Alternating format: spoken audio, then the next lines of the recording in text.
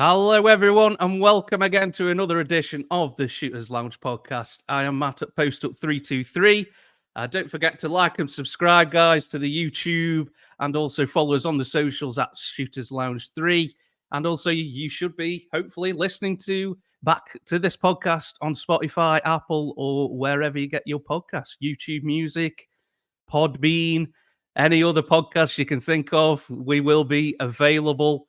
The season again, the summer is over. We are now approaching the new season is happening in a couple of days' time. So this is the Shooters Lounge season preview. There's no better guest to have on when it comes to the NBA. Shooters Lounge, ever present, knowledge unmatched, as clutch as Jordan in Game 6. We got Mr. Ballosopher. Ballosopher, what's happening, bro? Always a pleasure to have you on, my friend. Hey, anytime, my bro. Plus, any reference to Michael Jordan, the GOATs, as is only the best way to start any NBA preview. I'm humbled by that, bro. Thank you for having me on. Welcome everybody again. Shooters Lounge. Make sure you like, share, listen. We always have gems for you. Genuine gems. You know what I mean? Not wild, and our takes, as wild as they could be, are never nonsense. You know what I mean? So good to be back. Let's get it, man. Let's go. By the way, that theme song is fire. Can I just say it? That theme song is the absolute action. Right? I would absolutely love to take credit for that theme tune, but I have absolutely nothing to do with it. That's all right. Well, big up. That's my friend Goose, man. He did the theme tune. So shout out to Goose, man, for doing me the theme tune. Shout out to Goose. So, shout out to Goose. Man. He is my wingman. So well, imagine his name is Goose. He's your wingman. Top Gun references anywhere. You know what I mean? Can't get better. Always, mate. What's that? An 80s movie reference this early on. Love it. Absolutely love it. Come on now. An 80s movie reference this early on. I mean, come on. Let's go. Let's get it.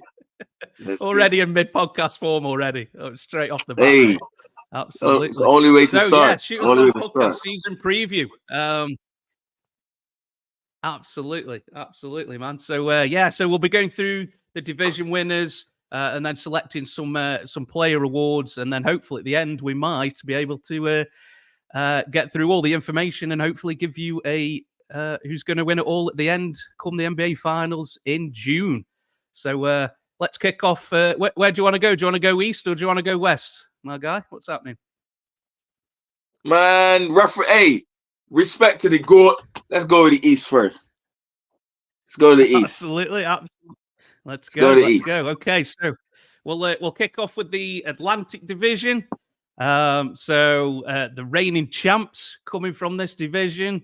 Ballosopher, how got to kick off with the Leprechauns, I suppose, mate, as you call them. Don't remind me about the Leprechauns, but the Leprechauns will again be fairly difficult to beat, as they have been for the past, let's say, 3 seasons, maybe. Yeah. At least definitely in the East. The championship was probably overdue if we were being objective, but they've finally climbed the mountaintop.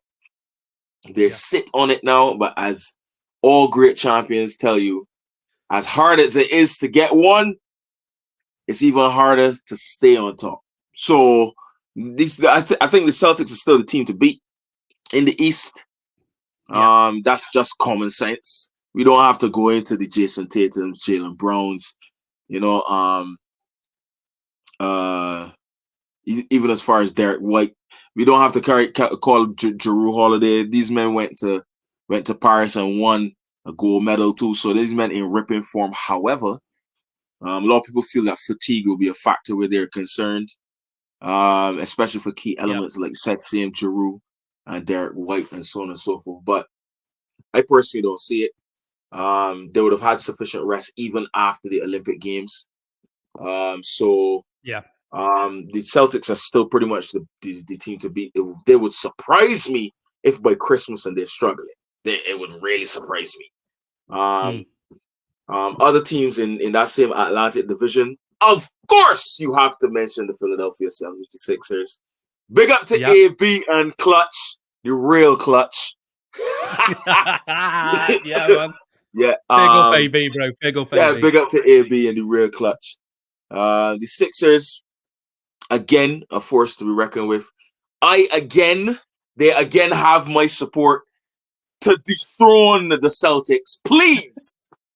Anybody to dethrone. Listen, not anybody. I can't say anybody. Because Okay, I cannot stand the Leprechauns. But the Sixers are liars, man. How you're liars? Why are you lying? You're not there yet. It's like they're like the Arsenal of the NBA. Literally. No. Oh, You no. haven't won, and you behave as though you've been winning all this time. No. Get to the mountain, bust up some man, stop talking so much about it. You know what I mean? Yes, we know you're the blue-collar city. You're still the city of Allen Iverson, regardless of what Joel Embiid think, because he is one of the biggest liars. You know what I mean? Oh, it doesn't mean that much to me. Yes, it does. Everything means everything to you, Joel Embiid. But what he has to do, and I've said this last season, if you remember, I think he needs to take the back seat to Tyrese Maxey. I don't care what no one says. As great as he is, and this is not saying that he's not still going to get his numbers. He's not still going to be absolutely important and so on and so forth. But Embiid is no longer, I can't say he's reliable, but Maxey is. Yes. Maxey is everything that city embodies. And now they've added Paul George, the employee formerly known as Paul, recently called Saul by me because he disrespect me and dissed my side twice. You know, when we wanted him in the sunny state, the state of his birth. I never forgave him for that because he's gone to Philly now from them basement dwellers. But we can get to them. You know what I mean? We can get to them. Now I can smile again for Philadelphia because I think they need to go. They've re-upped with Paul George, even though he's injured. So he's starting injured again. You know? But Philadelphia have the only thing that can stop Philadelphia really and truly is the hospital. Embiid always unfit. Paul George always unfit. Those are two major contributors and factors. Can't rely on what's his face? Mr. Inconsistent, man. Oh, his name was literally just in my head. Oh my days. He was at the Clippers as well. He was in Boston. And then he was in Detroit. He was just in my head. Tobias small forward. Tobias Harris. Can't rely on him, so bye-bye. You know he's what I mean? Gone. Yeah, bye. Bye-bye. He's gone. Yeah. Yeah, can't rely. Too hot and cold. You know what I mean? So bye. Yeah. But now your two key pieces in the process and PG like always hurt. So please hang your hopes on Maxey and let those two men be the X factors. Paul George and Joel Embiid. Joel Embiid and Paul George be the X factors. You got other key pieces in and around there that should be able to mount a very, very good challenge to the Boston Celtics. You know, and that's the, for me, those are the powerhouses in the Atlantic Division. I'm sorry, New York. I am very sorry. I am sorry, New York. You're still not there yet. No, still not. No, you're not there yet. Because you just let go of work who has become a workhorse for you in Julius Randle. Yeah. You just let go of Julius Randle for a man that is another moaner in Pussycat. Anthony Towns, Carl Anthony Towns. I haven't seen you since the cat trade, have I? And I thought I've got to talk to Ballosopher about this. Bro, like the Towns trade, I'm like, oh, that's going to be interesting. New York, you mourn in Minnesota, the Twin Cities, frozen Minnesota. Yeah, I can't wait. I can't wait for a really important playoff game and Towns gets his third foul with 8 minutes to go in the second quarter. And the New York fans are just going to be like, who is this guy, mate? Come on. Playoff? You get far. The New York Knicks play in the mecca of basketball, of the NBA arenas in Madison Square Garden. Wait until they have to play. It could be a regular season game against the same Celtics. The Lakers could be in town. The Heat could be in town. The Sixers could be in town. We can name them. The previous defending champions, the Nuggets could be in town. Anybody, Zeus and them boys from up Milwaukee could be in town. Anybody of note could be in town for New York. And if we're talking about cities that, embody their teams and things, when we talk about Philly, New York been getting the brakes beat off of them, and New York Knicks fans are still New York Knicks fans, man. You can't be a mourner up in Minnesota, the city that don't even want to retire Kevin Garnett's jersey. Every player that's gone to Minnesota that could wear number 21 refuses to wear number 21 simply out of respect. And they still refuse to retire their arguably greatest ever player so far. Yeah, you mourn in that city and want to go to New York, and it's gone to New York. The Knicks. Well, kudos to you, Karl Anthony Towns. You better pull up them britches because New York fans are not forgiving at all. He is not a Tibbs player, is he, Towns? Listen, no, he's not. You better be prepared to work, brother, because if you think, number one, you running from the team that is now Ant-Man's team, as we all said it should have been, because of your frailties and fragilities. The team that, we can be the next Twin Towers when Gobert land, and really truly we knew you was jealous. We knew you was jealous all the time, cat. Come on now. And you run from that team and go to New York. If you think that you're the number one option behind a Jalen Brunson, in front of a Jalen Brunson, you better wake up and smell the coffee, boss. You got to play your way into that position in that city for that team. You understand? For New York to really make sure. I'm sorry, like I started on New York. I'm sorry, New York fans. We need to wait and see what you really about.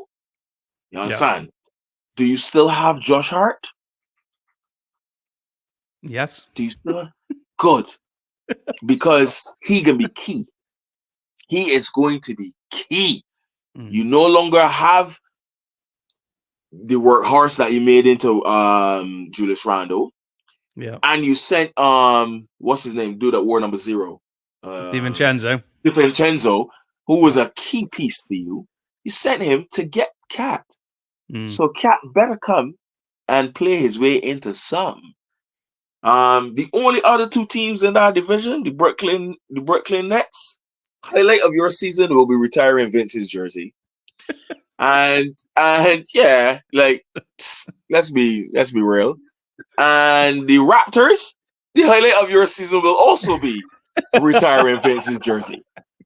And that's it for me for the Atlantic division.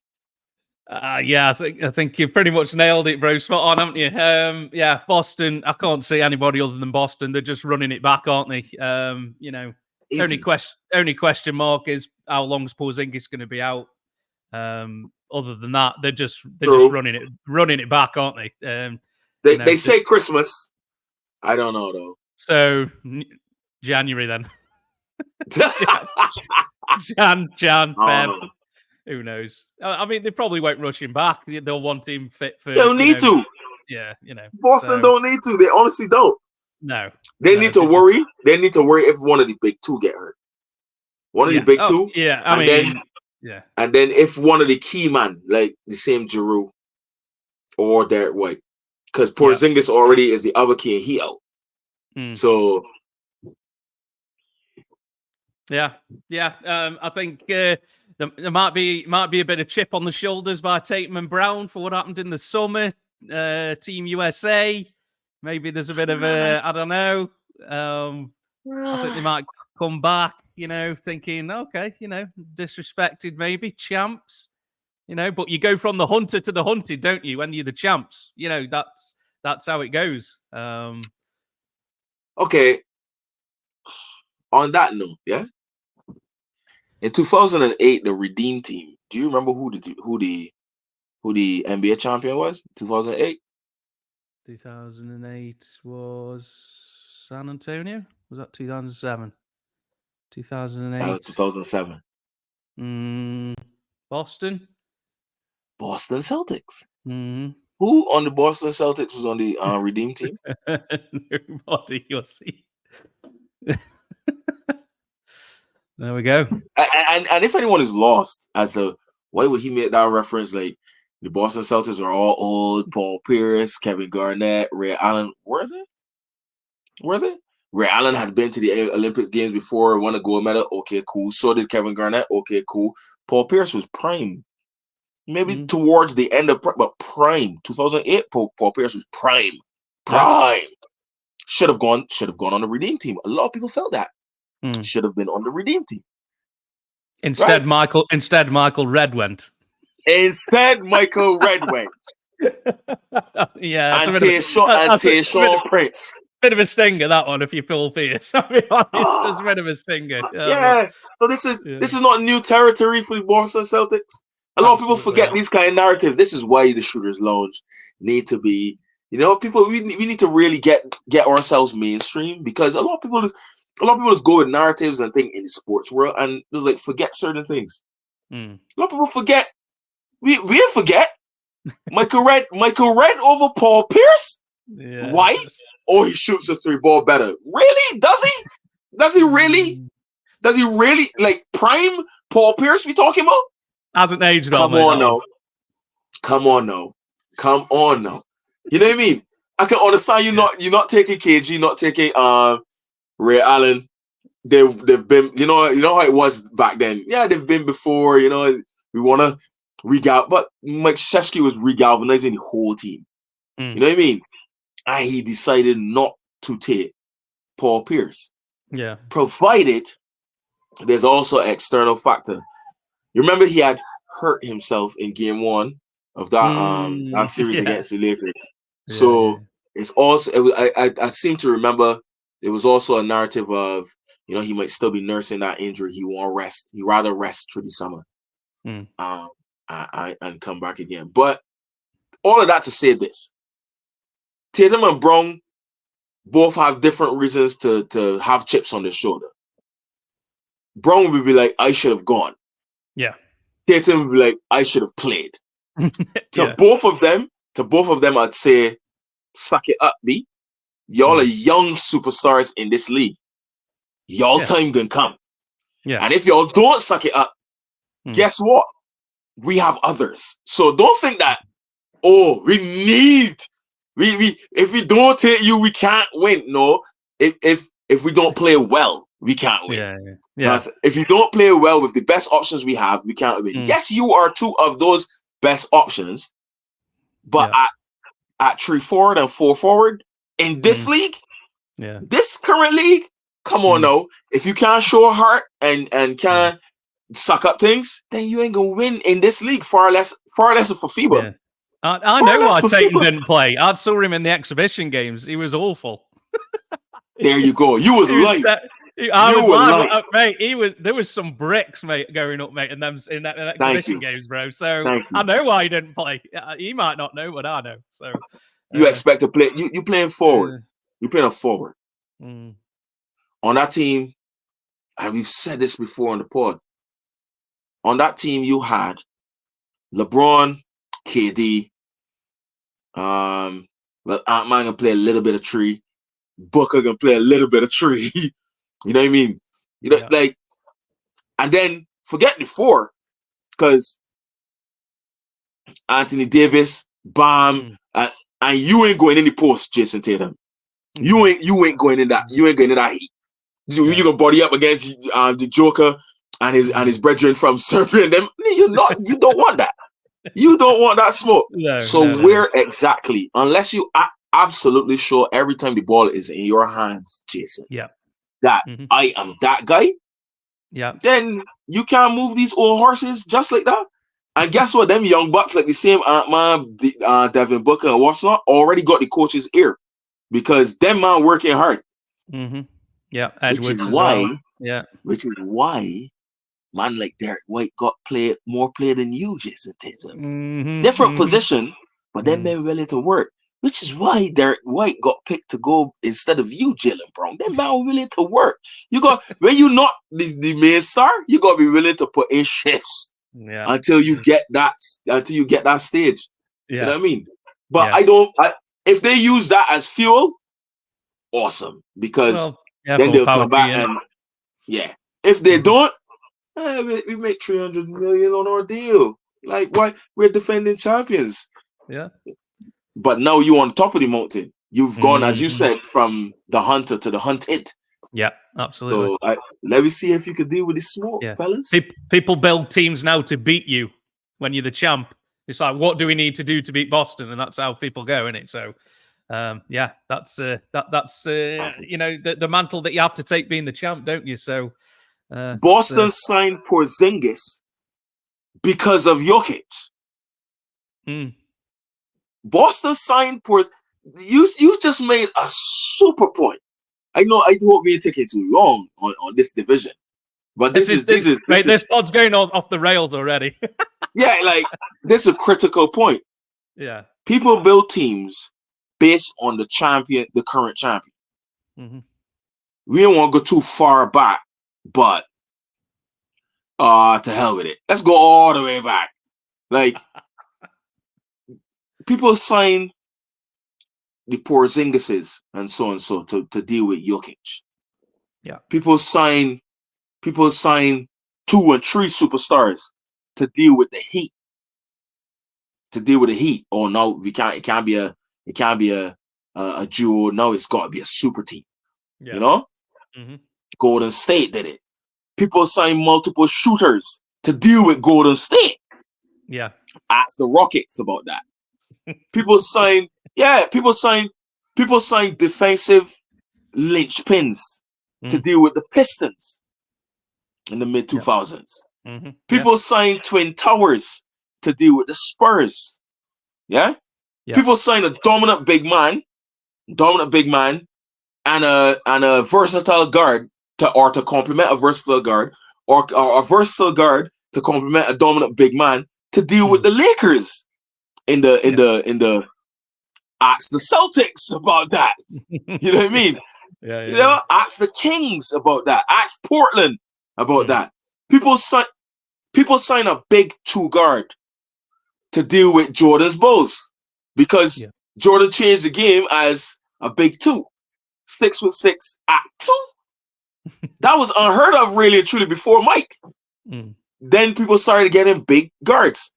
People then were looking for the next Magic because of Magic. Ask the Magic. People were looking for the next Magic to deal with Magic. Ask the Magic. That's why the Magic traded Chris Webber on draft day for Penny Hardaway.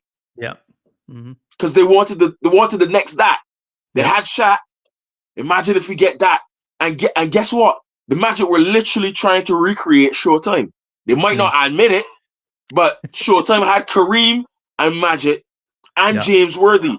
The Magic had Dennis Scott, drafted Shaq, traded Chris Webber to get Penny Hardaway.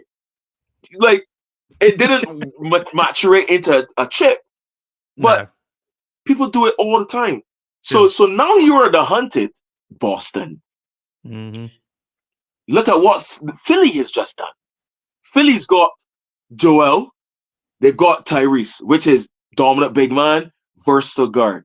Now we need a swing man who's also defensive to deal with your 2 man. Yeah.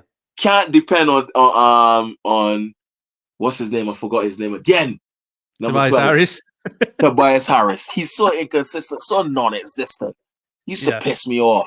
One minute, man would drop a calm 30. And you'd be like, this dude can ball, you know? And then the next minute, like the ghost who walks. You know what I mean? But now we got PG, who could give you 30 easy. And also stop either one of your man from getting 30. Yeah. You know what I mean? Like, Now you are the hunted.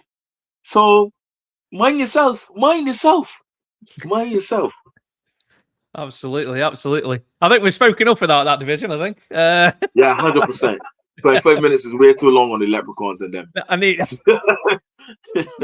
a timer in the background. Just keep the time limit on that sort of man. We do. No, it's good, bro. Next. Yeah, next. Gotta go. 15 done. So moving on to we go to the Central Division. So what? I mean, I can kick off first if you want, bro. Yeah, man. Obviously, you've got kind of probably going to be between Cleveland, Indiana, or Milwaukee.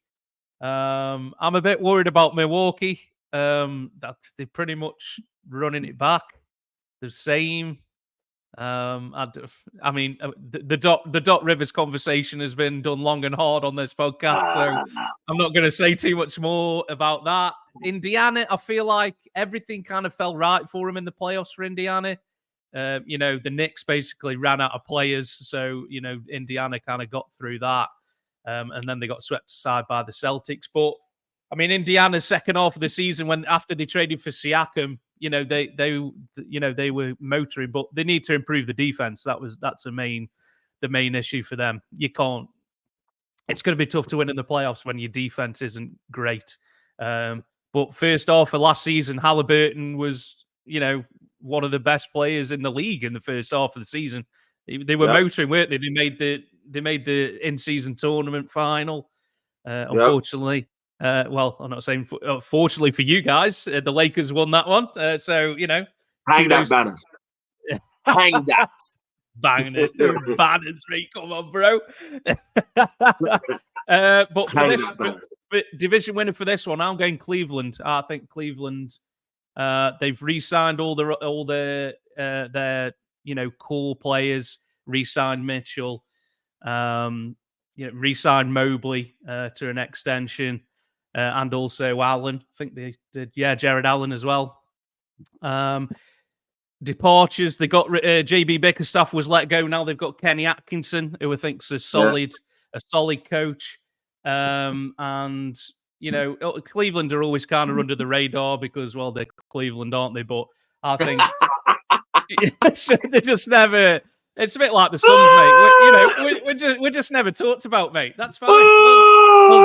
We'll just hang under the radar, bro. That's fine. Mitchell's one of the best two guards in the league, no doubt 100%. About it.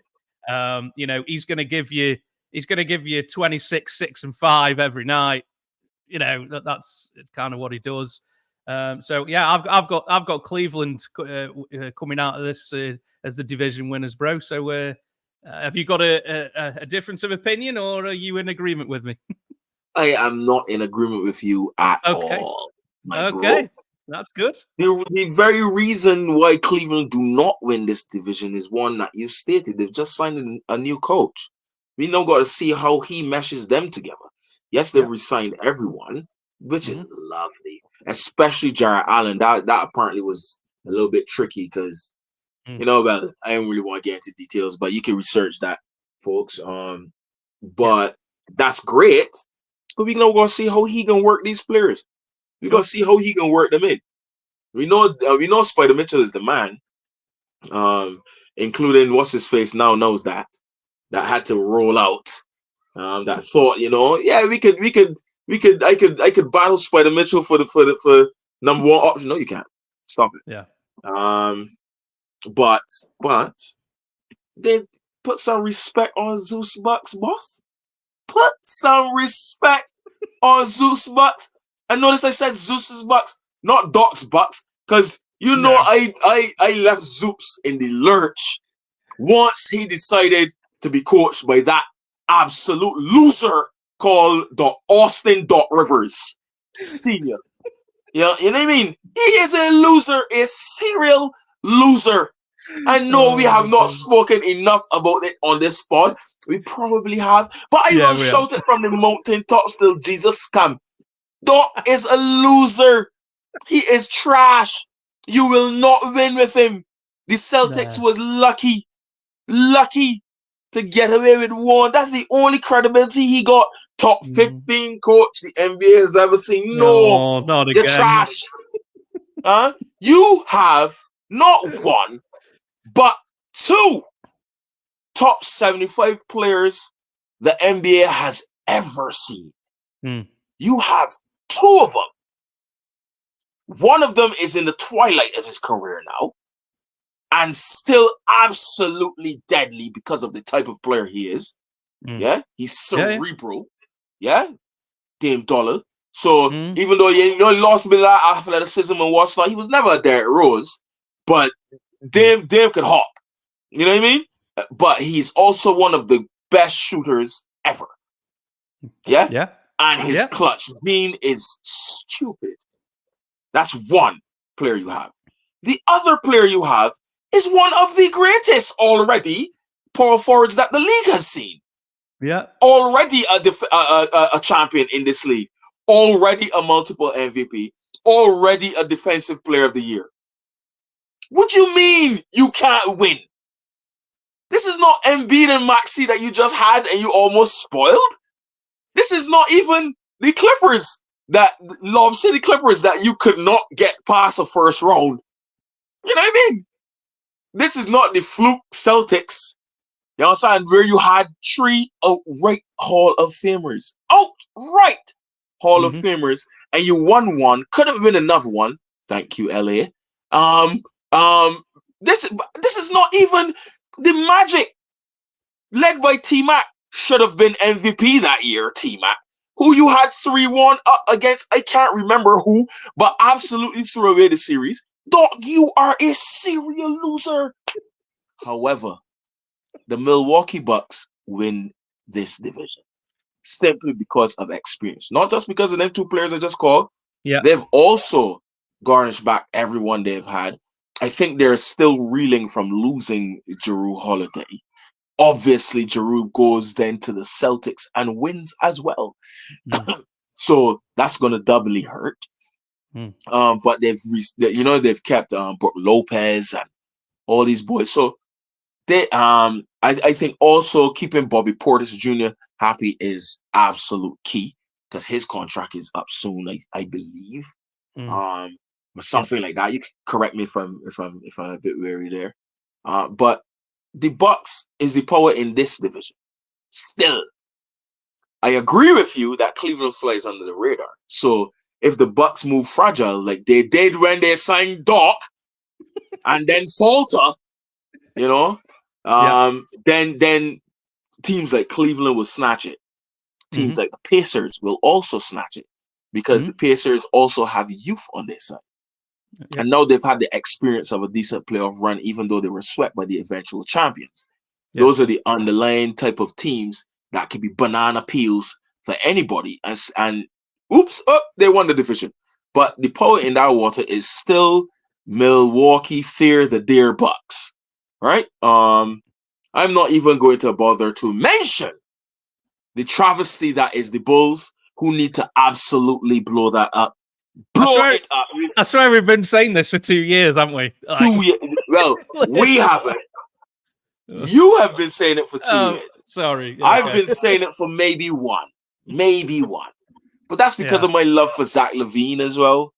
You know? I do love Zach LaVine, I'll be honest. Hey, but again, he's another one that would not stay out of the hospital. So the Bulls need to blow it up. And as a matter of fact, it'll probably never happen because he's still young, and even though he hurt and what's not, a team like the Bucks could do with a Zach LaVine. Yes. A team like the Bucks could do with a Zach LaVine, right? But blow it up, Chicago. Get some picks from everywhere. You know what I mean? And done with that. And then Detroit is basketball Siberia. Yeah. Well, that's where Bickerstaff's gone, hasn't he, from Cleveland? Just walked straight into Detroit. So he's still in the same division. again, like Detroit just spoiled your former coach, Monty Williams. Oh. Got to give it to Monty for getting that contract, man. Money! Give it to Monty. Yeah, pay me. I'm going to do my job Try to get these boys something. Try to develop something. And the only way you could get rid of me is fire me, which means still pay me. Yeah. He was one of Pay the me. highest paid coaches in the league last year. Yeah. Monty was And, unreal, mate. and that's why it's basketball Siberia, because now Detroit continue to be in this rut of they're strapped for cash because they have to pay, man, even that they're fired.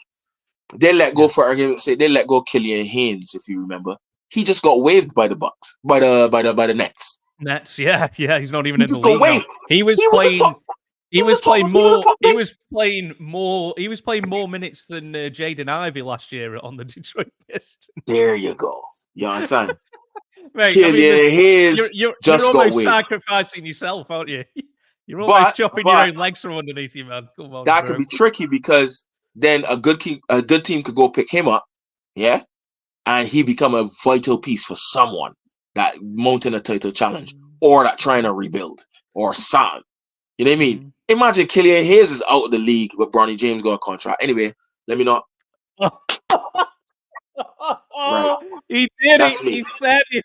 He said it. Oh no. Oh, dude. Yeah. Moving along. Yeah. No, I don't know with Milwaukee, bro.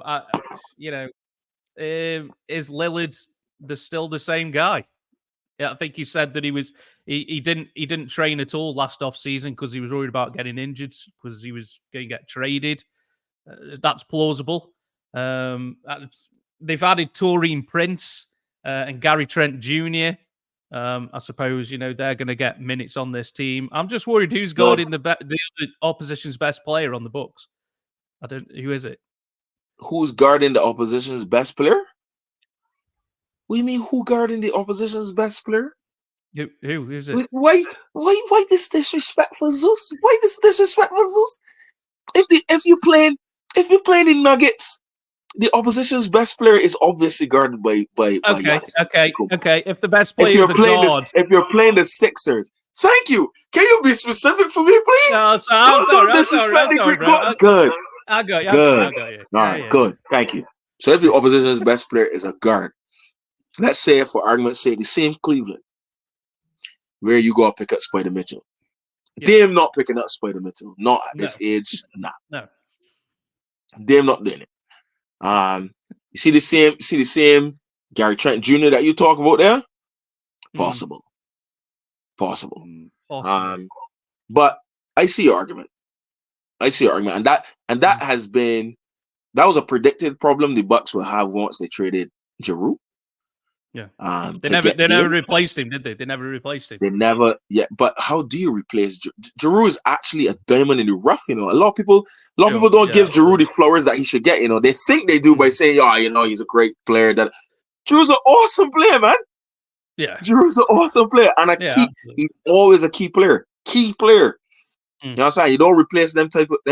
Like it reminds me a lot of what the Bulls had in Ron Harper. A lot of people forget that Ron Harper was essentially a two-guard. Yes. Ron Harper was a two-guard for the same Cavs and the Clippers, if I remember correctly. Yeah. Ballosopher moment. Yeah.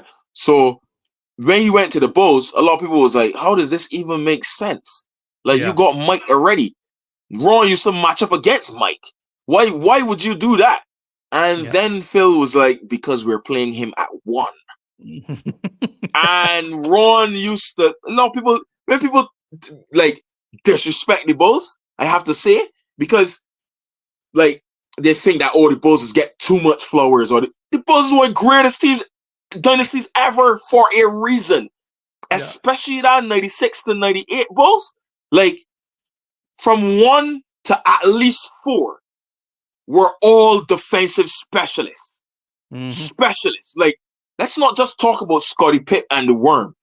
Mike, we know Mike was a first team all defense every year. Yeah. Ron Harper was a defensive juggernaut. So he don't get the accolades that he should. And I find Giroux falls in that type of mold. Because look, Giroux playing on this Celtics team now where JT and Jaylen Brown is the stars, superstars. But he was the key. They signed him. They won the chip. Mm-hmm. They won the chip. Yep. You know what I mean? They literally swept their way to the chip. They signed Giroud, right?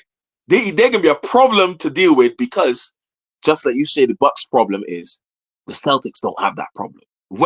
Once you got your best player coming at us and he's a guard, we sending Giroud for you, B.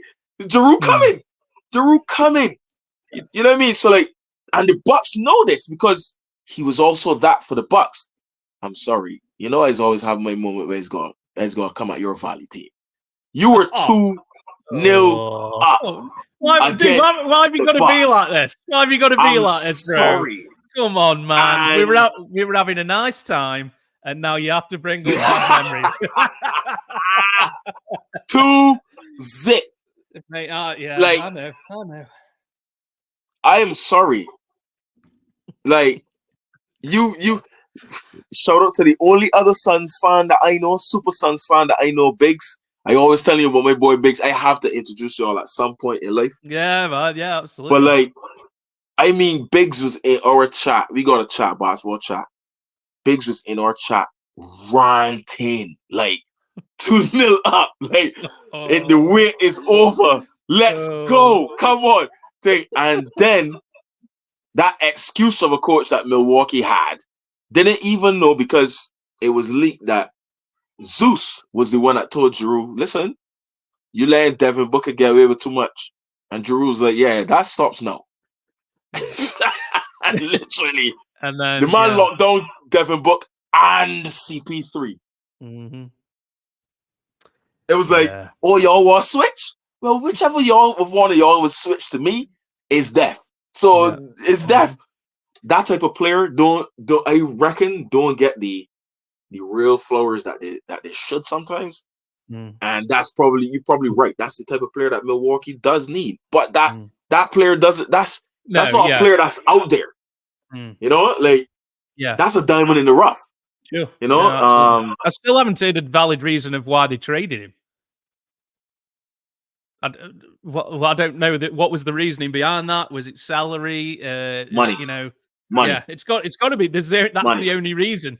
Money. You can't sign Dame Dollar. Keep me. Yeah. After I'm one of the reasons why we are defending champions.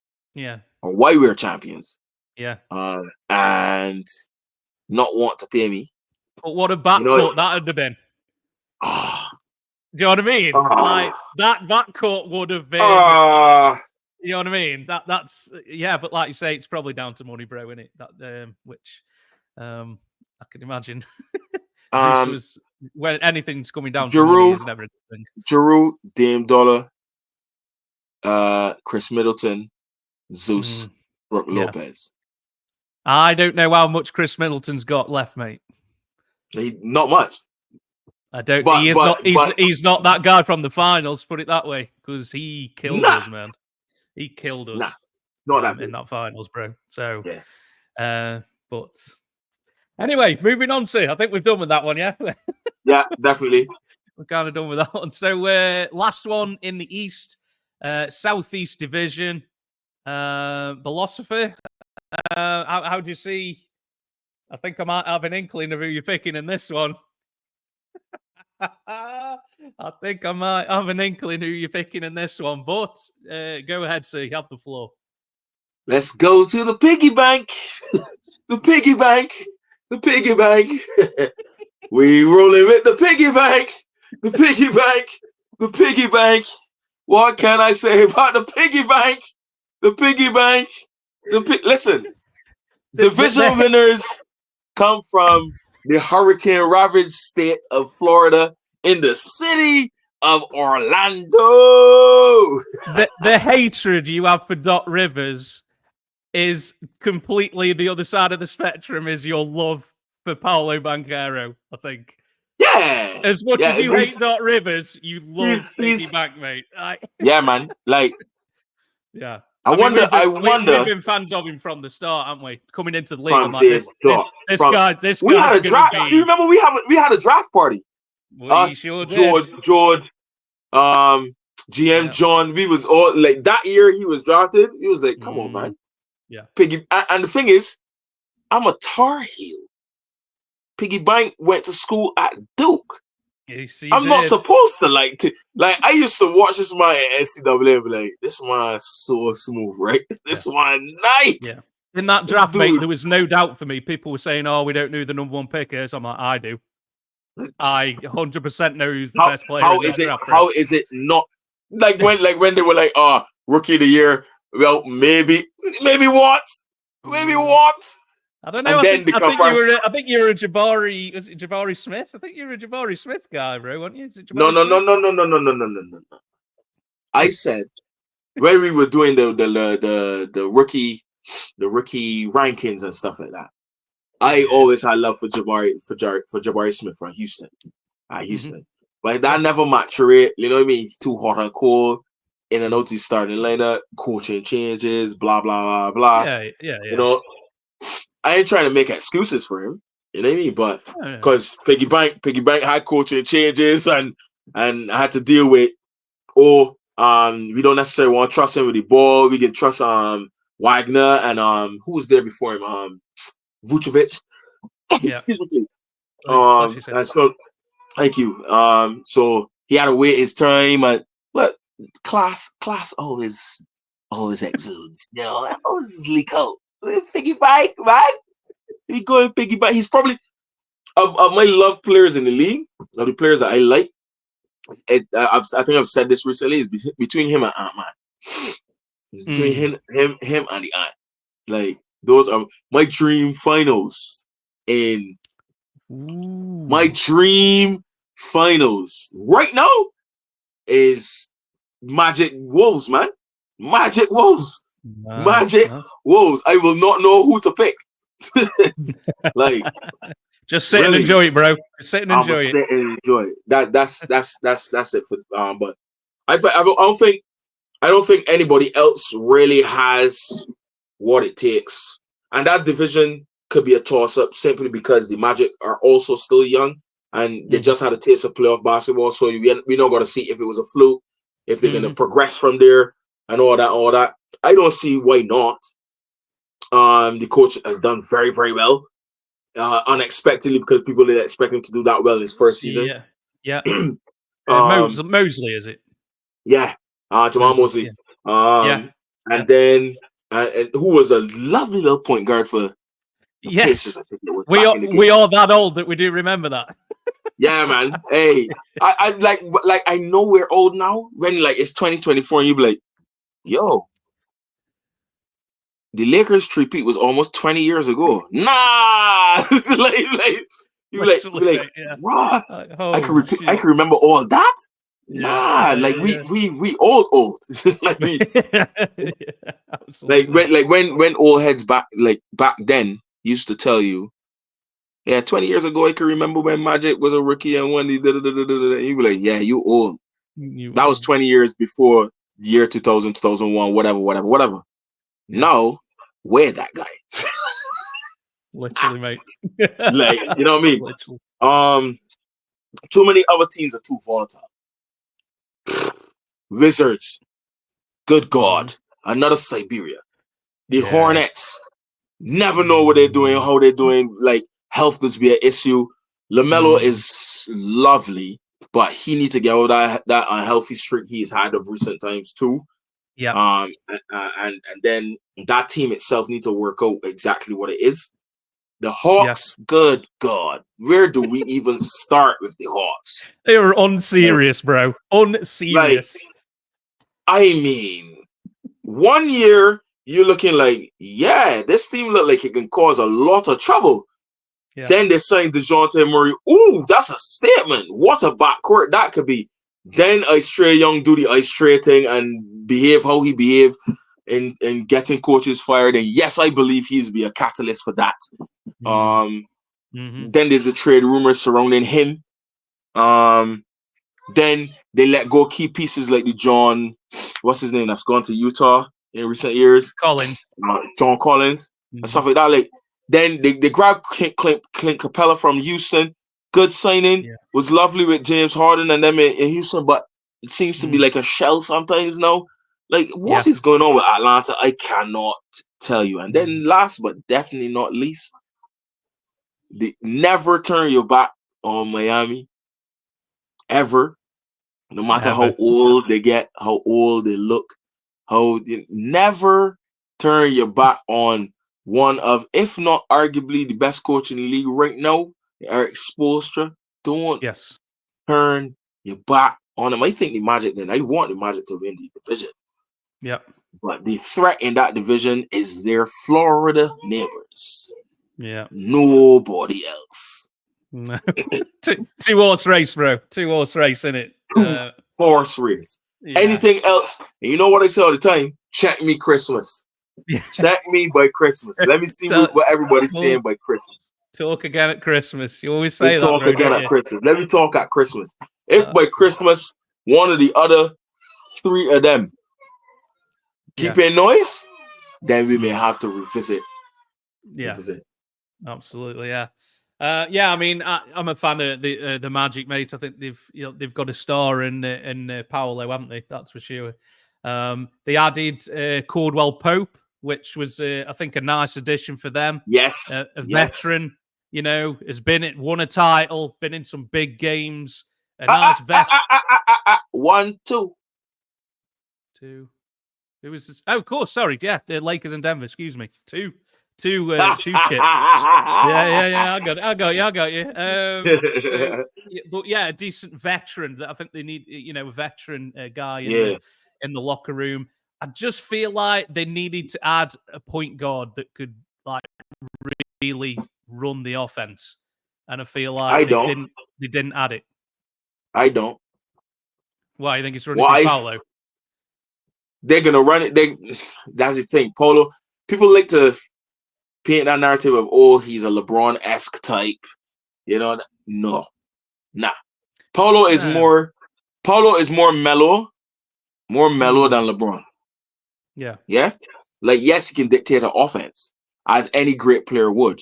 You know what I mean? The ball either can start with me or come through me first. Fine.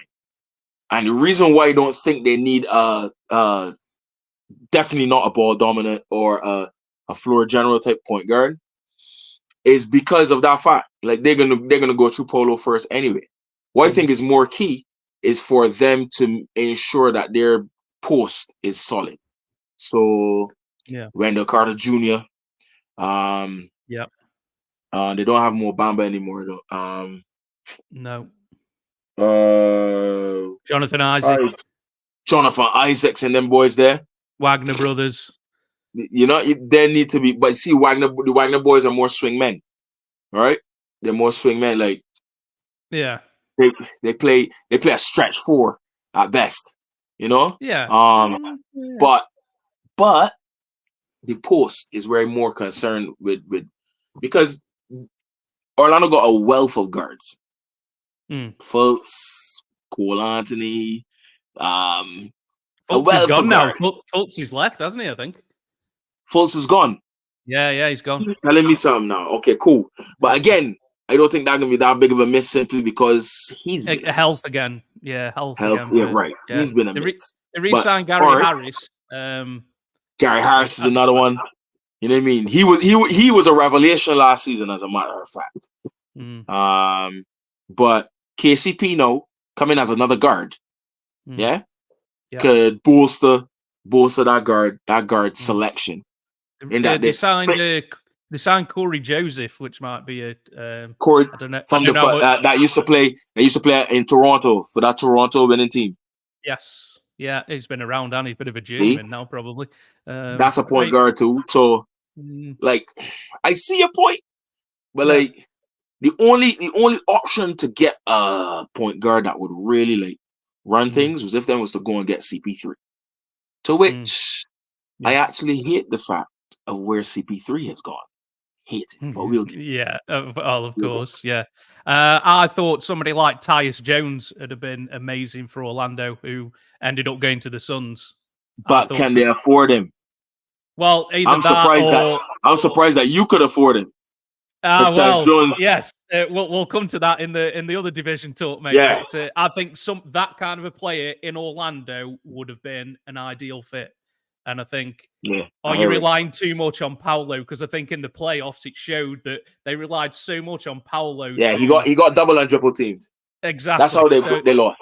Yes, that series against Cleveland was very winnable, and I think as it went to that game 7, Paolo was just asked for me to do too much. But that's why I'm going down that route, thinking they probably missed out on signing that kind of a floor general to make it easier for Paolo. He can then play a bit more off ball. I mean, at the end of the game, you won't put the ball in his hands, fine, but I think throughout the game, then he's not as tired at the end. You know what I mean? You're kind of putting your best player in the best position, mate. That's kind of where I was going along. Do you know what I mean? I hear it. So as much for me, mate, as I wanted to pick Orlando, I'm going with the other boys, the Miami Heat, baby. We've got a motivated Jimmy B buckets going on. He is old. He's old. There's a lot of other people who are old who are still doing it, mate. AKA LeBron James or no. LeBron James on drugs, fam. I'm convinced. He on something. He on something. That's not normal, fam. That is not normal. That is definitely not normal. He and Cristiano Ronaldo and them man there, them on some level of dope, brother. Them man not normal. That's not normal. It is not normal. You're absolutely right. In terms of additions, Orlando haven't really added anybody. They re-signed Bam, didn't they, to a big contract. Miami, Alex Burks, I think they signed as a free agent. But Miami just pluck people out of obscurity, don't they? And then all of a sudden they're playing major minutes. It's what they do. It's just what they do, isn't it? You know what I mean? It's true. It's mad, mate. It's true. You remember him? You remember him? Yeah, he can play too. He can still play. He can. Absolutely. But for me, mate, Pat Riley calling out Jimmy Butler, mate, was like, and now Jimmy's like ears perk up, and he's like, oh hang on, what? Because Pat Riley is one of the last living old school sports mentality. Sports personalities that have that mentality of, I know what it takes to motivate this player. Yes. You know, and he likes the type of player that will respond. Yes. Pat Riley, I don't, but on the flip side, times have moved on, whether we like it or not.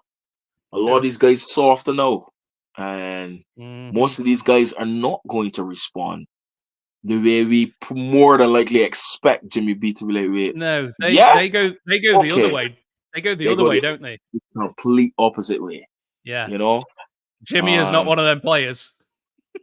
Because Jimmy old school. Yes. Jimmy old school. As much as LeBron old, LeBron literally fueled the new school type of mentality. LeBron is also old school, you know. Forget Ty. LeBron, when you call LeBron washed up and see what he do.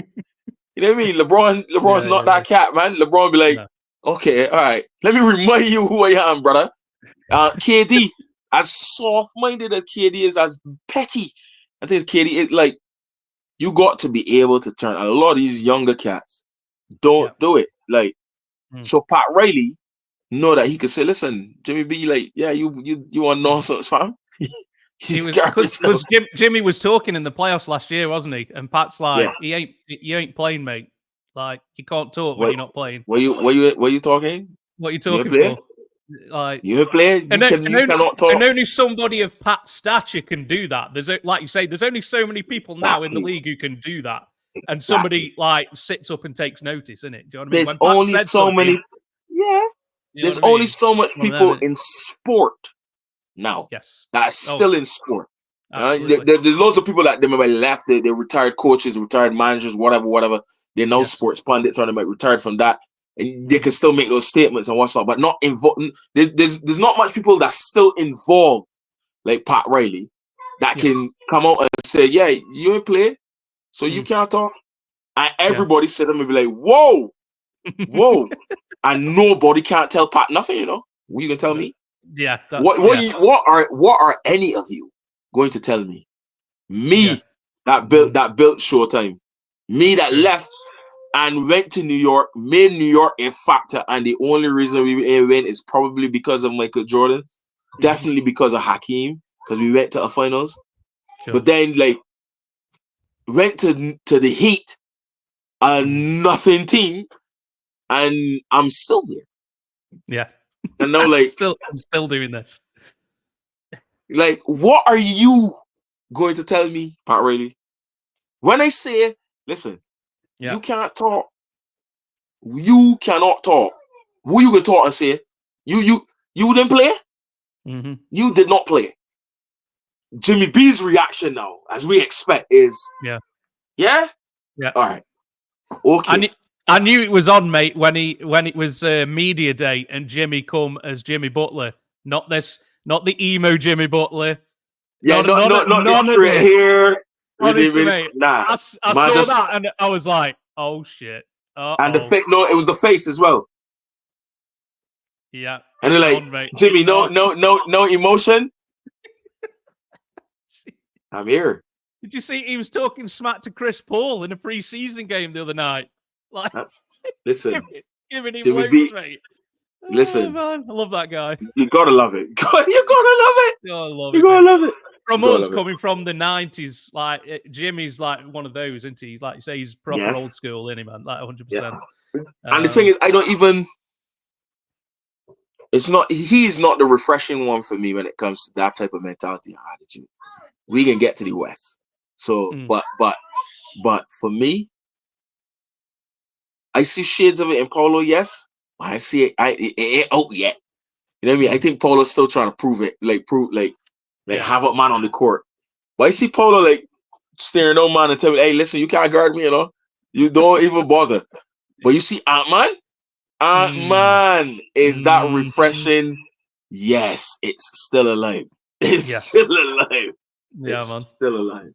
Absolutely. You know I mean? Yeah, Jimmy B belonged to that era of still LeBron, Steph. Yeah, you know, Kyrie. Yes, it's still they still have that. Yeah, you can't talk to me like I am that guy. I am that guy. Yeah. You know, going back to the Miami and you know, it's just what they do. They won 46 games last year, and Hierro and Butler missed like 62 games and got to the playoffs combined, and still got to the playoffs. So it's just instilled in it. It's just there, isn't it? So that as much as I wanted to pick Orlando because you know they've got a good young team, that you know bright future. I don't know. That swung it for me, mate. Miami. So I'm going with Miami, bro. So we disagree on that one, man. But we shall see. Talk to me at Christmas, bro. Talk to me at Christmas. Talk to me at Christmas. Okay, man. So now we're on to the West, my friend. Are you ready for diving into the West? Let's go, man. Let's go. Okay, so we're going to go with the Northwest Division. So we are looking at Denver, Minnesota, OKC, three really good teams, and I think you could make a case for any of these guys winning this division. I personally, mate, I see Denver regressing slightly. I don't see it as good as Jokic is. I don't know that supporting cast, man. You know, even with triple double king, Brody. Even with triple double king, Brody, he might have to turn into MVP Westbrook, mate. If these boys are going anywhere, I'll be honest. But why? He's gonna run the bench unit. Yeah, into the ground. Yeah, that's what he's gonna run.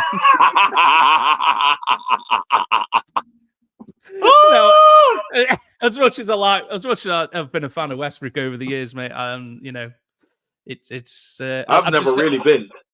You've never really been. I mean, I've never really been a fan of Westbrook. I can appreciate the ferociousness and velocity that he plays at. Yeah. Minnesota obviously probably exceeded expectations last year. The emergence of Ant-Man that we knew everything about already, that now everybody else knows about. Ant-Man is is well, yeah, he is That who he guy. is. That Exactly. guy. That guy. Losing Towns, big trade. We never thought the Gobert Towns thing could work out, but they made the conference finals. They beat the champs. I think by the end of the playoffs, I think Ant-Man had kind of run out of steam. He'd run out of gas by that Dallas series. I don't think he'd got a lot left after the Denver series last year. But so they've got Randall with DiVincenzo, which I think they did really well to get DiVincenzo in that trade, which was a kind of sweetener. I think New York wanted a straight swap. They didn't want to give up DiVincenzo, but I think they had to for it to go through. Other than that, they're kind of bringing everybody back at Minnesota, so they're going to be they should be strong again. I mean, we've spoken enough about Gobert. Not really sure where you go with that.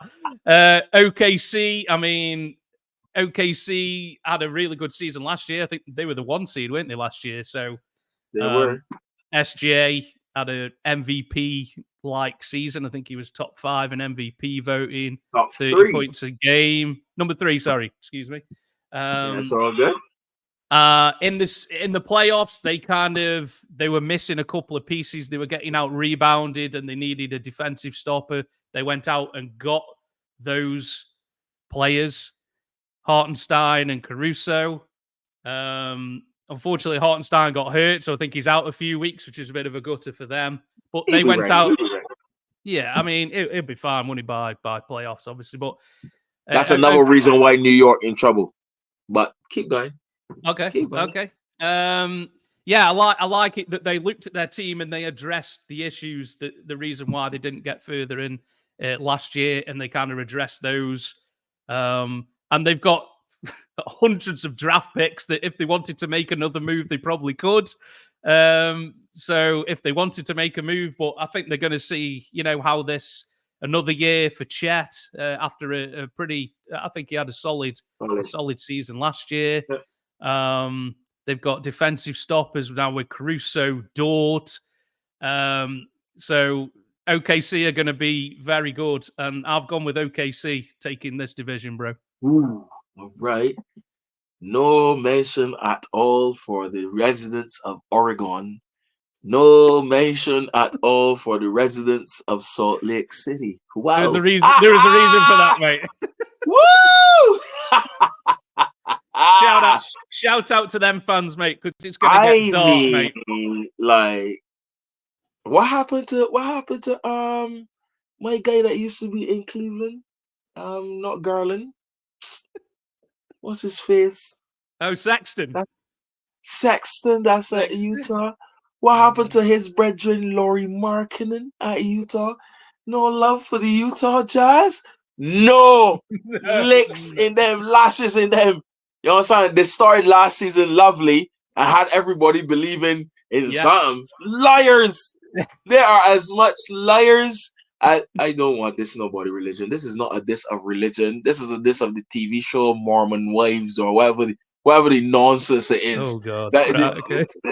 Yeah, something on the wives of something, and but they're all in Utah. No, poor, just like that series. Poor. Okay. As for Portland, the only good thing out of Portland since Dame Dollar left is Nike. Again, as usual, Nike. Portland, you tried with Dame Dollar and Lamar before him. Yes, the unfortunate circumstance of Greg Oden. You tried with Rashid and Bonzi Wells and Scottie Pipp, and that was a good team, bro. That was a good team. That was an awesome Brian Grant. My days, that was a silly team back, bro. Yeah. Cliff Robinson was still there since the one before that Jordan stopped with Clyde Drexler and Duckworth and So Portland, we understand you've tried, but no, this is you and Utah. It is pure lashes in this division for the two of y'all. Pure lashes, because those three Those other three are miles ahead. Like, Miles. those three above you are possible conference title contenders. Yes. At least one of them is a title contender, an NBA title contender. Yeah? Mm-hmm. Yep. At least one of them. I can't name which one that is. All due respect to Denver Yeah. because of the points you raised. But that same Denver, Mm. not so long ago, was defending champion True. with one of the best centers the league has ever seen in Nikola Yes. Jokic. Mm-hmm. And the league has changed and it's softer now, easier for him to this, and all the purists can come up with all kind of bullshit. Nikola Jokic could play in any era of basketball. He may not garnish the numbers he would get in other eras because of the physicality, but he is no slouch, man. Nikola Jokic is that guy. Still have the principle in Jamal Murray. Signed a couple key man, yeah, but lost key man, yeah. And we need to see how that meshes and how that works. I have to give them their same flowers, just like I did in Milwaukee, in that you have to put respect on that Denver Nuggets team. I'm sorry.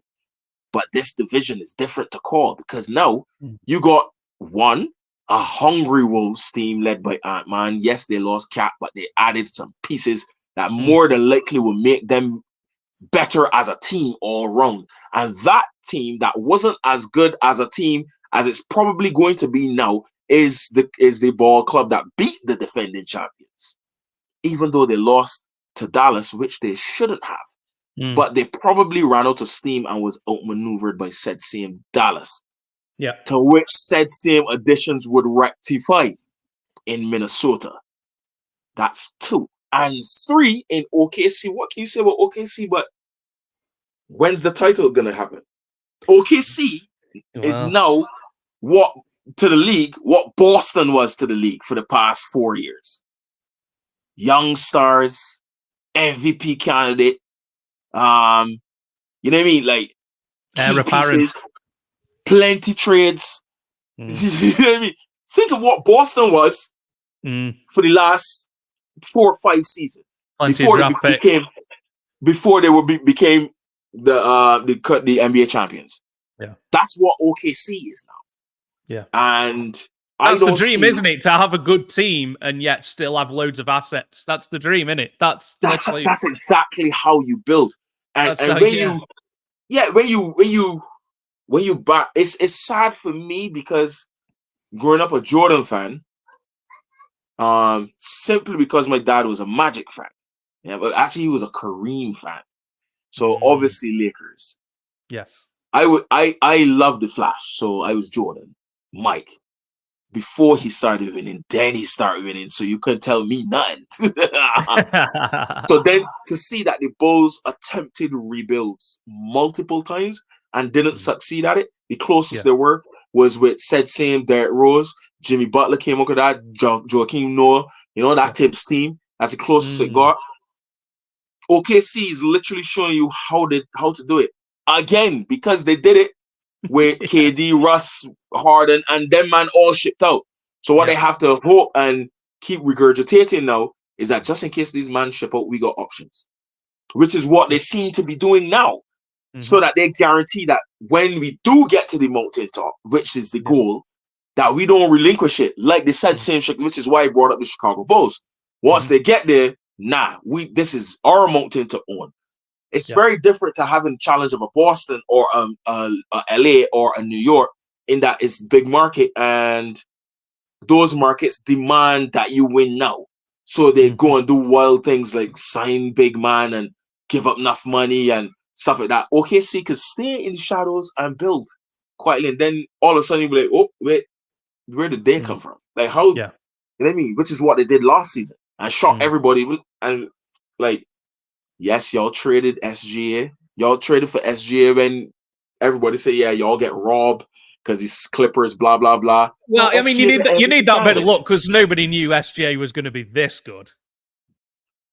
I didn't think he was going to be this good. I thought he was going to be a solid NBA player, but I didn't think he was going to be like this. I'd never own up to that.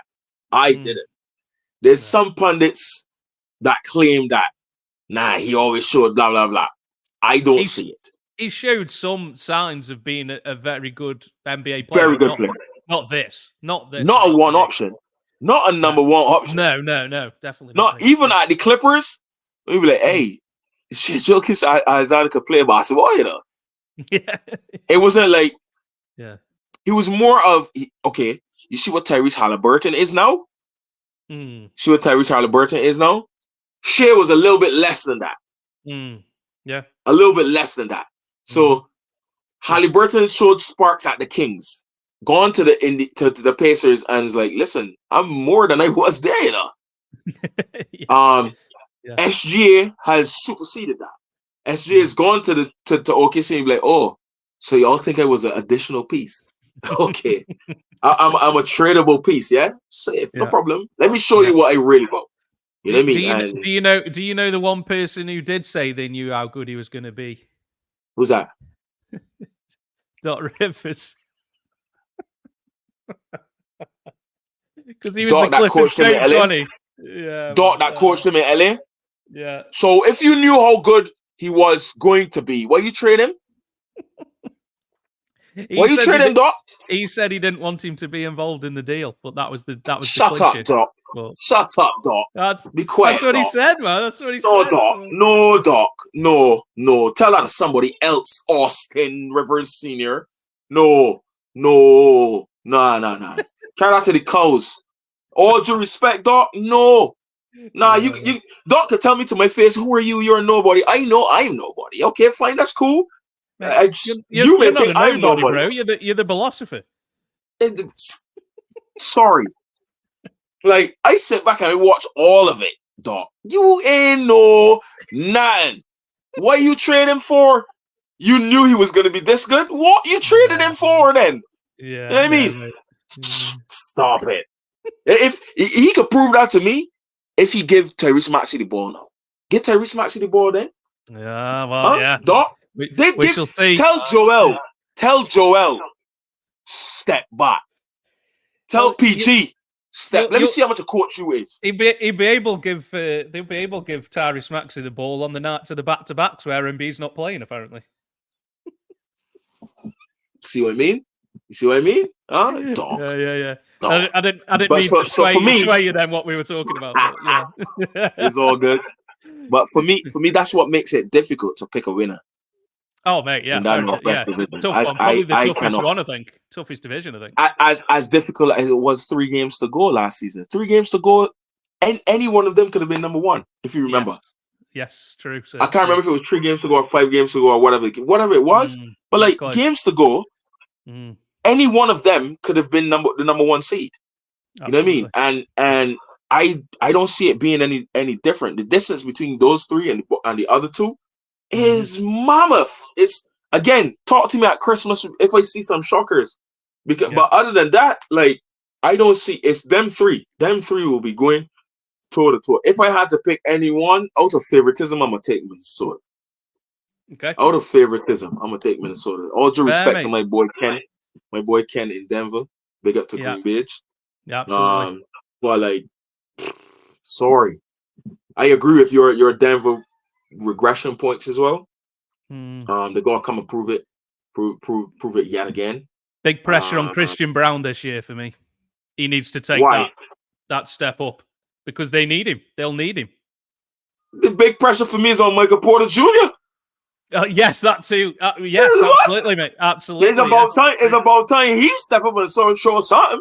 You can let Nicola and the principal take all.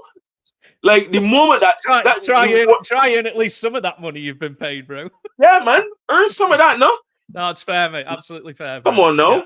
Yeah, you know. So like, anybody else from Denver don't really owe me nothing. Yes, Christian Brown. We want to see Christian Brown step up. They got their own jamming weight, boy. Fine, cool. But like, Oklahoma City just re-up with a jamming weight boy, with the original jamming weight boy, Alex Caruso. Like, and they got rid of Josh Giddey. who got some legal troubles brewing. So they have literally sidestepped that possible circus. No distraction. Oklahoma gonna be a problem. Oklahoma is going to be a problem. You know what I mean? Like, they're coming again. They're coming. So Northwest hard for me to pick, man. Yeah, no, like you say, bro. Yeah, tough division, but you got to pick somebody, mate. So you've gone with Minnesota. Yes, sir. Completely understandable. Get that, man. So moving on then, sir. A division that I think both of us will have a keen interest in, which is the Pacific Division. Some LA teams in there, some California, Arizona. How are we looking on this one, dude? What we're saying? This is division depression. All. This is division depression. This division right here. This division right here is full of depression. Wow, really? Is that what you? Oh man, I didn't think you were going to say that. Okay. Let me set everybody on the path of depression then, since some people may not be on. This division has 3 marquee players in it. I say 3 and not 4. Should be 4. But 3 marquee players in it that defined the last 15 years of the NBA. LeBron James, Kevin Durant, Steph Curry, who are all in the twilights of their careers. Depression factor number 1. Look to live in a world where they are no longer in the league. It's going to be weird, man. It's going to be a strange one. Very, very strange. 3.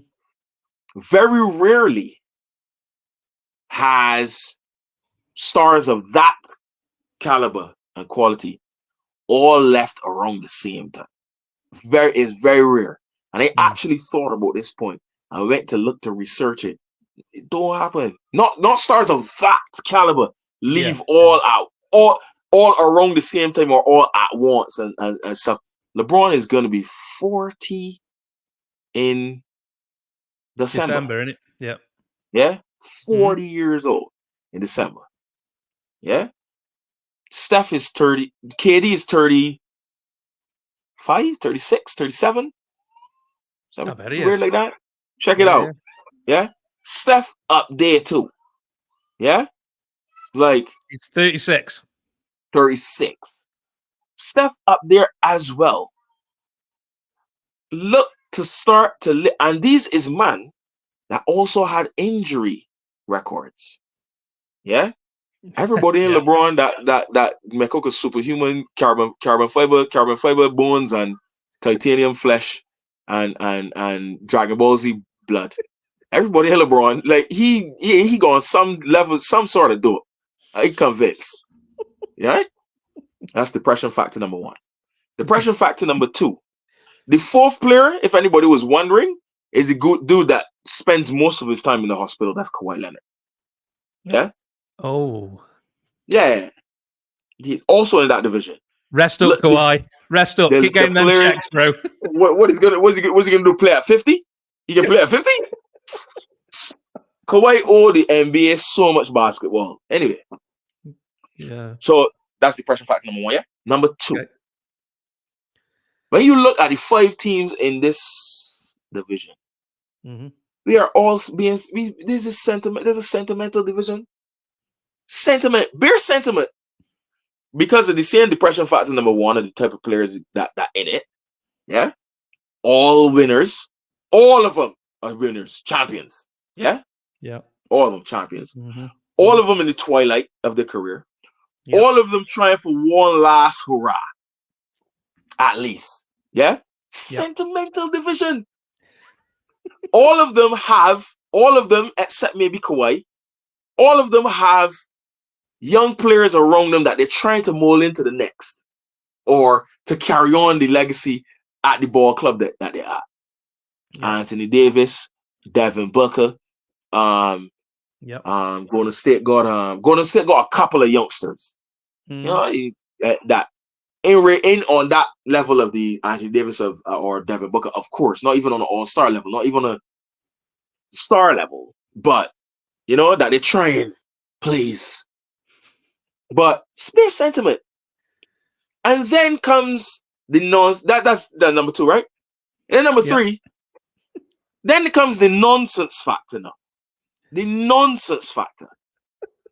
The foolishness that these teams in this division doing. Let's start with the basement dwellers, the Clippers. You will let go of who you said was going to cause you to dominate basketball in Paul George, Russell Westbrook. You keep James Harden. I noticed I didn't mention James Harden in that 3 or 4. Cause he ain't a champion. He ain't a champion. He ain't in the way. I mentioned Kawhi first. That owed a million games of basketball to the NBA. James Harden even in the way. He like Doc, a serial loser. You know what I'm saying? That's who you put your trust in. This is nonsense factor now. This is the Clippers. Then you go to not the basement, but you go to the prime of LA, the cream of the crop of LA. Those who rule, these 17 champions. We only hang championship banners. We own the Staples Center or the Crypto.com or whatever the blinky well hell we like to call it. You know, the house that Kobe built, or the house that Shaq built, or the house that Magic built, or the house that Kareem built, or the house that Jerry Wells built, or whoever legend we want to call. Let's see what your nonsense factor is. You will allow your star to draft or to encourage you to draft his son just to fill the seats when this individual has shown little to absolute nothing of being capable of playing in the National Basketball Association League. An entire preseason of 6 games. And you get to one game where he had 17-something rebounds and 3 steals. Oh, Bronny shows signs of, no, he is garbage. He is garbage. He is nonsense. He is absolute trash. I don't care what nobody say. He is garbage, buddy. I remember when people used to tease me for liking Michael Jordan and his sons is trash. And they're like, every great player doesn't mean you can get a great son. Klay Thompson's father played in the NBA, and Klay Thompson's father, Michael Thompson, great player, NBA champion, is nowhere near the levels that Klay Thompson became. You know what I mean? So things just happen in the reverse more often than not than it does in the father to son. Cool, you want set history. First father and son to play in the league. Apart from that, that's a nonsense. That is a nonsense. Foolishness. Huh? Then we move to the valley. The valley of what we call the shadow of death. Because that's all you're encouraging. That's all you're encouraging in Phoenix. What are you doing? What are you doing? Does anybody know what Phoenix is doing? Do you know what Phoenix is doing? You're a Phoenix fan. I asked my friend Biggs, what y'all doing? Biggs said, boy, I don't know. What y'all doing?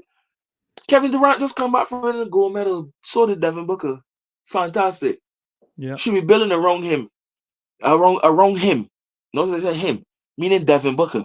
KD about to go. KD about to go. Yeah. You know what I'm saying? I tired telling y'all, make KD the X Factor. Forget this Devin Booker at point guard thing and sign a point guard. Mm-hmm. Sign a point guard. Nonsense factor. Y'all don't really want challenge. This division should be Phoenix Suns division easily.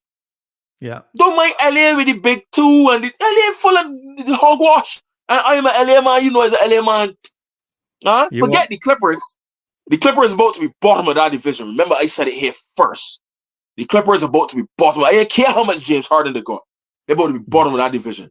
Because, and guess what?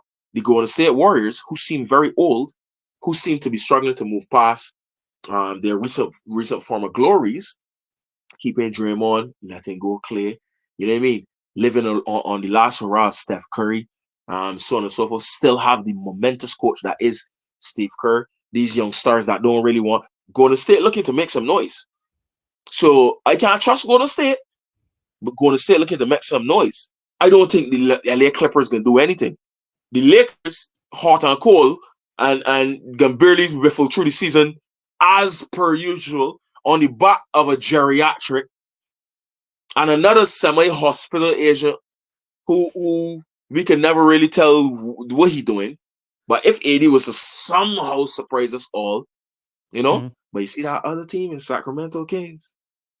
See that other little team like the Beam? See that little team like the Beam? I know you can go into the specifics and the players and who they resign and what's not. But see that little team? That little team is my pick for division winners. The Sacramento Kings go win the Pacific Division. You done? The drink done. That's my depression. That's depressive. That's a depressive thing to say. I'm an LA fan. Speaking to a Phoenix fan. Is it not depressing to state that the Sacramento Kings, and guess what? They only got 2 teams in that whole division that win rings, you know? Actually, no. The Kings won a ring. I think as Kansas. Kansas Royals. Back in the day, yeah. So only you and the Clippers, yeah? But the team that's supposed to be fighting for air in that division is the team that I think will win the division. You imagine that? That's depressive. I need some water. Okay. Let's start to. That was an epic rant, bro. Not gonna lie. Nice work. I see the Kings point, mate. Like, nobody's talking about the Kings, but you know they're pretty much reeling everybody back. They've replaced Harrison Barnes with DeMar DeRozan. So, I mean, obviously that's going to be an upgrade for sure. So say it again. Yeah. Say it again. Who did they sign? Who did they sign? DeRozan. That the Lakers wanted, right? Depression. How did you make that into a Lakers point then, bro? God damn. Depression division. Depression division. Hashtag that for Shooters Lounge. For your hot take for sure. Depression division. Depression division. What do you think of your new coach then? What? Not impressed. You don't think JJ Redick's going to unlock the Los Angeles Lakers then? Don't you think there's a reason why he didn't mention it? I didn't want to keep going on. We was talking about the division, not just the Los Angeles Lakers. Fair. So I didn't want to make all of the depressive points about the Lakers. Yeah, okay. I keep it 1 or 2. For my depressive points for the Lakers, the toss up was between Bronny's signing and JJ as coach. And I'm sorry. There's been multiple instances where a coach has been plucked from obscurity. Nobody didn't really know him. Nobody, and he does well. There've been plenty of the opposite though, where nobody didn't know him and he does poorly. Yeah. Mm-hmm. So we are more inclined to believe that occurs rather than he actually does well. So that's reason number 1 as to why they choose that as my depressive point for the Lakers. And the other one was, it can't be bigger than signing your son who's actually not that good. He's not even not that good. He's not good. He's a basic basketball player, big man. He looked like a high school player that played in the league. You can remember they had a movie back in the day, like Mike. Yeah. Bow Wow. That's what he looked like in the league, boss. No, this is a joke thing. We got men in the G League that can't get in the league every year. That balling out, in the league, that will get 10-day contracts, ball out, can't get in the league. And you get in the league simply because your name is LeBron James Jr. And don't come to me and tell me, people been using privilege to get places. That don't make it right. That does not make it right. It was wrong then. It wrong now. It can still be wrong tomorrow. If you can play, fair and fine enough. I was willing to give him the benefit of the doubt. Say, let me see if he can actually play. Because he ain't do none at USC. Yeah, he had the heart condition. And all the more why he should have gone back to school. Yeah. Go back to school and let me see what you can do. Yeah. Go back to school. Let me see what you can do, brother. You know what I'm saying? But you knew that this was your opportunity. Because in a year time or so, your father can probably be out of the league. A year at least. 2, maybe. You know what I'm saying? So this is your opportunity. This is the opportunity to get in now. Because if I try to force you to get in, then I'm not in the league and they can't protect you. Nah, that don't make it right. Yeah. And or if you was a parent, you can't see you want to do the same thing for your son. I wouldn't. My son gonna be good. This is what makes LeVar Ball look good. Because LeVar never played in the league, but LeVar tell everybody, hey, my son's good though, you know. My son's good. His sons are actually good though. Like, his sons are good enough to play in the league. Even Jello, who didn't make the league. you know what I mean? Like, he got a little mini contract for the Hornets at some point, but like, you know what I mean? Like, your sons actually good. Like, they went college and ball out. One went college, ball out, got picked higher than he should have, but balled out in college. Yeah. The other one went Australia, ball out, land in the league, balling. This is not that. This is not that. That's why I had to pick that one as a depressive factor for the. I'm sorry, but JJ, I leave in JJ to prove me wrong. Yeah, prove me wrong. Go ahead, prove me wrong. Big job for your first head coaching job, man. Too big. It's big. Too big. It's everything's scrutinized more in LA, isn't it? At the Lakers, and it's a tough job for JJ, man. Tough job. You know, the Lakers in basketball, Manchester United in football, Ferrari in F1. And what's funny is this is the teams I support, and so I could tell people might be saying, "Oh, this is only because that's who you support." As a matter of fact, that's why I could tell you that, because because when you at these teams, it is perform or take licks. You just take licks even when you're performing. Furthermore, when you're not, Bronny James is going to drown. He's going to drown, and just because he's his father's son, he's not going to be sent down to the G League, and the Lakers as a whole will suffer for it. Because them give him a bigger contract than a rookie deal anyway, and all that nonsense. That's a nonsense. Foolishness. You know what I mean? Nah, if he was my son, I'd be like, listen, these is your two options. These are your two options. Anything out there, these two options, I'm not supporting. And I'm going to tell the world I'm not supporting. I still love you. Yeah. But just like with anything else, if you do anything as my child, and you're an adult now, that I don't support, I will tell you, listen, I love you, but I don't support that. I can't support that. Yeah. And it doesn't make me love you any less. I will tell you straight, Bronny, look, go back to school. 1, go back to school. Yeah. Or 2, go to the G League. Go to the G League. Yeah. Those are your 2 options that I can support. You're not ready for the NBA. And his father is the best possible person that could have taken you that. His father hit the league at 18. Yeah. As an absolute phenom. You know what I mean? There's nobody, hate aside, bias aside, preference aside, opinion aside. You know what I mean? Michael Jordan is the GOAT. I will remind people of that all the time. At best, LeBron is top 3. Definite top 5, of course. Yeah. But he's legit got an argument for it simply because there is no player, I don't think no sportsman in history that has been scrutinized and given expectations to the level that LeBron James was. And exceeded him. And then to not only reach them, but exceed them. Yeah. No one has done that. Ridiculous. Forget the losses. Forget the.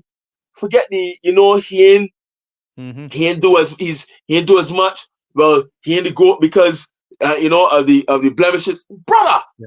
This man hit the league at 18 years old. Yeah. With a $90 million Nike contract and a chosen one tattoo. Like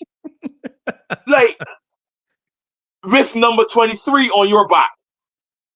Yeah. In 2003, the year Jordan retired for the third time. He helped paint that target on his back, Yeah, absolutely. He helped paint it and then lived up to it and then superseded it. You should have been the best person to tell your son, this ain't for you yet, I could see it. I could tell you straight, and this is me. Man, I talk enough about that. Sorry.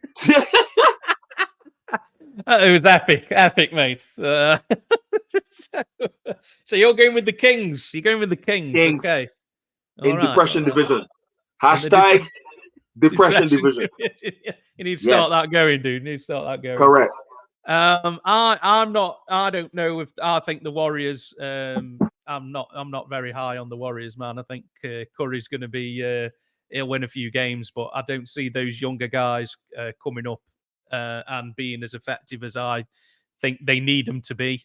I'm not a big Kuminga fan, to be honest. I don't think he's wants a max contract. Well, good luck with that, bro.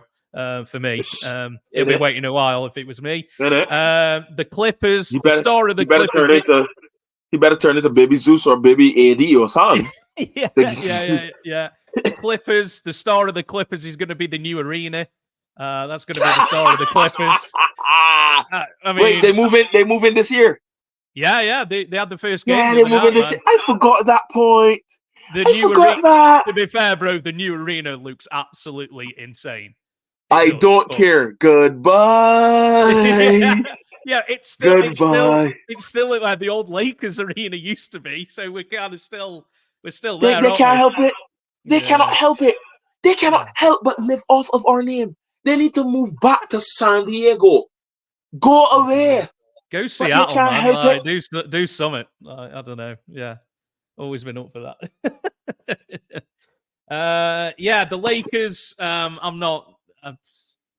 They've got Davis and LeBron, but there's not really much else coming from the Lakers team, man. I don't see them being too high in the West. That's 1, 2, 3 teams. Keep going. Yeah. Depression Division. Keep going. Now the Suns. I'm a bit more glass half full with the Suns because obviously I'm a Suns fan. So I wasn't very high on them last year. The non-point guard thing for me was just like that doesn't make any sense to me. You were livid. Don't be bashful. You were livid. You were absolute besought yourself. It's like this makes literally no sense. I've watched basketball for 25 years. This makes literally no sense. Well, 30 years, 35 years. I don't know how long it is, but 30 years. I know that makes no sense. All good.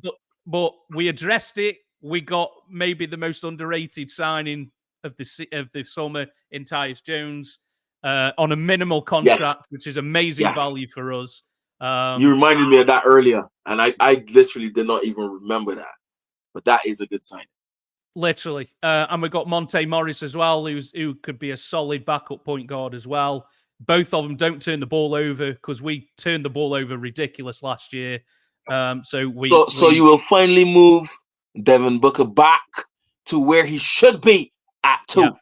I've been saying it ever since we got KD, bro. Booker needs to be the guy. It's Booker's team. It's Booker's team. As amazing a player as KD has been, continues to be, it's Booker's team, mate. He's been there the longest. He's the franchise guy for me. And yeah, I like Booker more off ball anyway.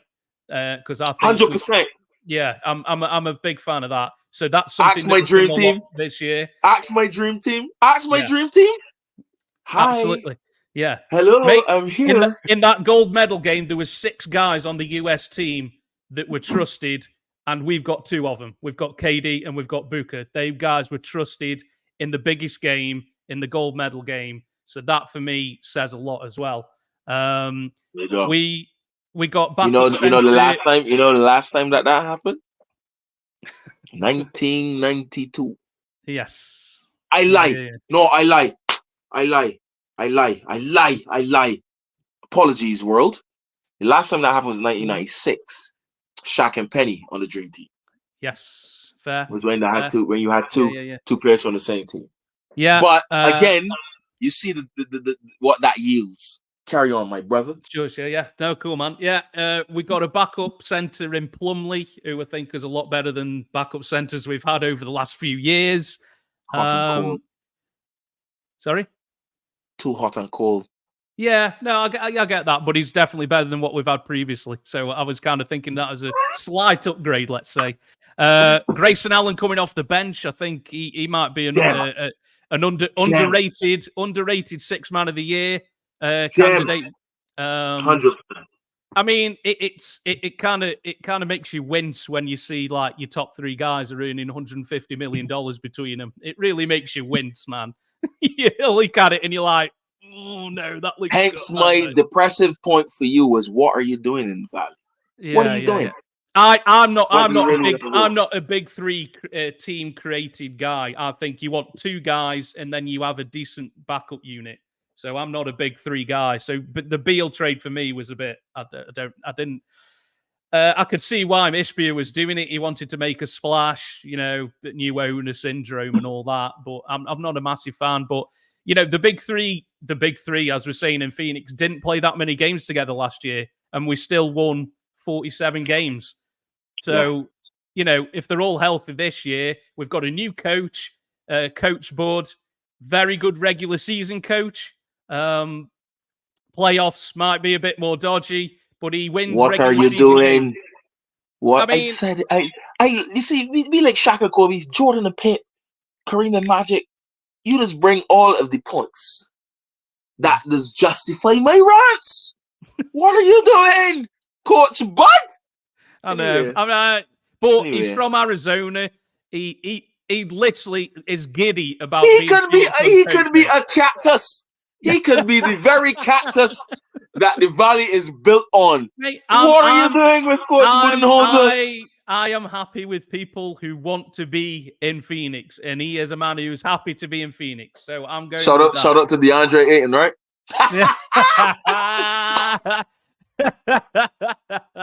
Fair. All right, I got you. He's having a great time in Portland. Yeah, good luck with that, bro. That's exactly where he belongs. Yeah. Uh-huh. Oh well, yeah. He said now I can be who I want to be. Well, yeah, you're showing which is yeah, exactly. So good luck, mate. Once he got his money, mate, he was checked out, bro. But I see the King's point, bro. I see the King's point. They've rolled it back. They've upgraded Harrison Barnes for DeRozan. I completely get why you've gone with that, bro. It's a fair shout. But I'm taking my Suns, man. I'm taking my Suns to win the division. We're going to shoot a lot more threes, and we're going to be better on defense. We're going to be better with the ball. So I'm taking my Suns, bro. All right. We hold you ransom to that. Ransom. Hey man, I picked your boys last year, man. I picked your boys. I knew we weren't going to win the division last year. That's for sure. And what happened? You picked my boys, and what happened? You did not. Thank you. Yeah. And now the depression division. Depression division. Make it happen, bro. Make it happen. Start it off, man. I ain't all over that. I think we've talked enough about the Pacific Division, but obviously, we've got a keen interest in that division, obviously, because both our teams are in. Yeah. So we might take a bit longer with that one. Last one, Southwest Division. I think with this one, for me, Dallas obviously went to the finals last year. They've added Klay Thompson. Mm-hmm. I don't know how much Klay Thompson has left in terms of being a main focal point of the offense. But if he's a guy standing in the corner shooting threes, I mean, it's not going to be a bad thing. That's for sure. Houston, could be a dark horse. They showed signs of life at the end of last season. Coach Udoka, they're kind of running it back. Şengün should be back from injury.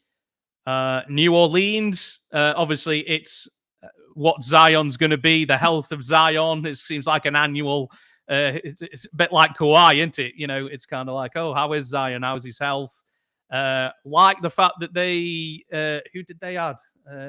New Orleans. Is it Murray? They added Murray from Atlanta. I think they did, didn't they? DeJounte. Yeah, DeJounte Murray, of course. Yeah, so I like that addition for them is nice. I like that fit for them. Well, obviously, it all hangs on Zion again, doesn't it? You know, they're only going to go as far as what he can deliver. Memphis had the year from hell last year. Injuries. What the hell John Morant was doing? Suspensions. Yep. Then got injured. You know, they're bringing most people back. They've drafted Zach Edey, who is an absolute giant of a man. So him and Morant might be a nice little 1-2 punch. Let's see how much Edey can contribute as a rookie. And the question mark for Memphis is: are you there, bro? You got me? Are you there? Yo. Yeah, I'm there, man. I got you. Yeah. Yeah, there we go. Good. Yeah, right. We're there. I know, it's all good, man. All good. Yeah, Memphis, question marks, Morant, John Morant. What's he going to be like coming back? Can he capture, you know, that thing that he had a couple of years ago, that magic that he had? And, you know, and Anthony Edwards kind of took his place as, like, you know, the next face of the league, possibly, as Morant was sitting, not being in the playoffs. So, will Morant want to take that title back? This one was a tough one for me, but in the end, I went with the Grizzlies. I'm going to go with the Grizzlies. They got Jackson, Brandon Clark, Bain. They're well coached for Jenkins, so I went with Memphis for this one, bro. So, who did you have coming out of this division? No respect to the visitors for me. I have to say visitors because they didn't win of the NBA finals. Sorry, I didn't say the Spurs, but you know, Wemby. Oh no, we're not talking about them. We're not talking about the White Walkers. We don't like talking about White Walkers. We're not talking about the White Walkers. The White Walkers. I got nothing. Listen, it's bad enough that they have in the Alien probably. I don't even want to say the next face of the league, because as much as people is talk about, the face of the league, you know, the NBA don't genuinely go for foreign players as the face of the league, no matter how good them is. Yeah. Ask Zeus. Ask, I'm not even gonna bring up Joel. Ask Dirk. Ask Hakeem. You know, these were players that at some point were the best player in the league. MVPs. Yeah, in the league, right? Good. So and Wemby not only has the potential to be that, Wemby got the potential to be the GOAT. like legit. The only thing that could probably stop Wemby is himself. Yeah. That being said, he's just been paired up with Chris Paul, who you can't be paired up with a better point guard right now. Even though he's another one that you could add to that list from the depression division that you got to a league being without just now. But how old is he? How old is he? 60 what? He got to be at least 67 too. You know what I mean? But he's been out for lengthy periods with injury in recent seasons. So when he departs, it's not going to be that much of an impact as the others I mentioned from the other division. So that's the Spurs. So we got to really wait to see what noise the Spurs made, if any, that they progress from the absolute bottom of the conference, far less thing, because they also had another big pick this season. You mentioned Zach Edey for the Grizzlies. I think the Grizzlies' only issue is health. Yeah. Grizzlies' only issue is health. And if the Grizzlies stay fit, the Grizzlies will return right back to causing some noise in the entire conference. My pick for this division is between them and the said same Mavericks, because the Mavericks deserve the respect that they have not only worked for but achieved. Klay Thompson is a very good addition, and they got some young players there in the post and what's not that will. I mean, Doncic is an MVP candidate. Kyrie is the ball master, and everybody didn't think that would have gelled. I am still not fully convinced that it has, to be very, very, very honest. Even though they got to the final. Are you gonna get another year like Kyrie had last year? Are you gonna get another year of that? That was my kind of question. I don't see why not. I don't see why not. Yeah, maybe. And yes, Klay is a 2 guard. Yeah, Klay is really and truly a 2, and they're playing 2 1s. You know what I mean? A 1 and a 1 plus. Yeah. In Luka and Kyrie. Yeah. But what I see them doing, what I seeing, what's their coach now? Flip. Who's their coach? Jason Kidd, isn't it? Jason Kidd. Sorry. Yep. Sorry, J Kidd. But all the more that strengthens this point. J Kidd is a point guard, and he seemed to have gotten 2 point guards to work. And I think by adding Klay, another guard, who I'm sure he can start it. He's going to start it. So Luka can definitely be. Yeah, he can start Klay, because I think Luka becomes a genuine point forward now. What Magic was, what LeBron is, Luka becomes that now. So Luka goes to being a full-time 3, but handling the ball. And then the foils at the guards are Kyrie and Klay, because of how the NBA works now, how the NBA plays now, and so on and so forth. So I think the tosses between the Mavericks and the Grizzlies. I am inclined to lean to the Mavericks, because we yet to see if the Grizzlies going to be healthy and what they look like post this recent Ja Morant injury, as well as the addition of this Zach Edey, who is my dark horse for Rookie of the Year, by the way. Simply because one of the things I think Memphis missed is what's his name? Steven Adams. Steven Adams. And he's still there, is he not? No, he's in Houston now. Right? He moved. He moved. Yeah. So because he moved, Zach starts, which takes pressure in the post off of JJJ. That's a big 1-2 front court, isn't it? That's a massive 1-2 front court. Not the tallest, because I think Zach Edey's like 6'10". Edey? Yeah. Edey's massive, mate. He's like over 7 feet. Yeah. Nah, he's big, but I don't think he's 7 foot, you know? Really? Check and see. I thought he was over 7 foot. I could be wrong. But like Jared Jackson is 6'9". Yeah? And he's had to play a lot of center since Steven Adams was out. Yeah, Edey's 7'3", bro. He's massive. Oh, that's lovely then. Lovely. He is lovely. A unit, lovely. He's massive. Lovely. So and a lot of people think that he's gonna struggle because of the nature of the league, and you have to be able to shoot the ball from deep and blah blah blah blah. He's the type of old school center that I think would be a catalyst to a Memphis to replicate. He'd be able to develop a deeper shooting touch at his pace. Yeah. Because Memphis got a lot of key men around and what's not. Also, a certain Derrick Rose has just retired, and his last team was Memphis. Yes. So apparently he's mentored Ja Morant a lot. So we can see if Ja Morant really comes back to the level he was at. Shout out to D Rose, man. Shout out to D Rose. Yeah. Maybe not the career that we thought it was going to pan out, but definitely not the career that we thought it was going to pan out. But it was a real one, man. What? A lot of people play 10, 12 years in the league and don't get to the levels he got to in like 3-4 years. So shout out to D Rose. With Houston, I think Houston runs it back, and they get better. Remember, they have Coach Udoka. I think they added a couple pieces, like you said, saying Steven Adams, we just talked about their key pieces. So I think they get better.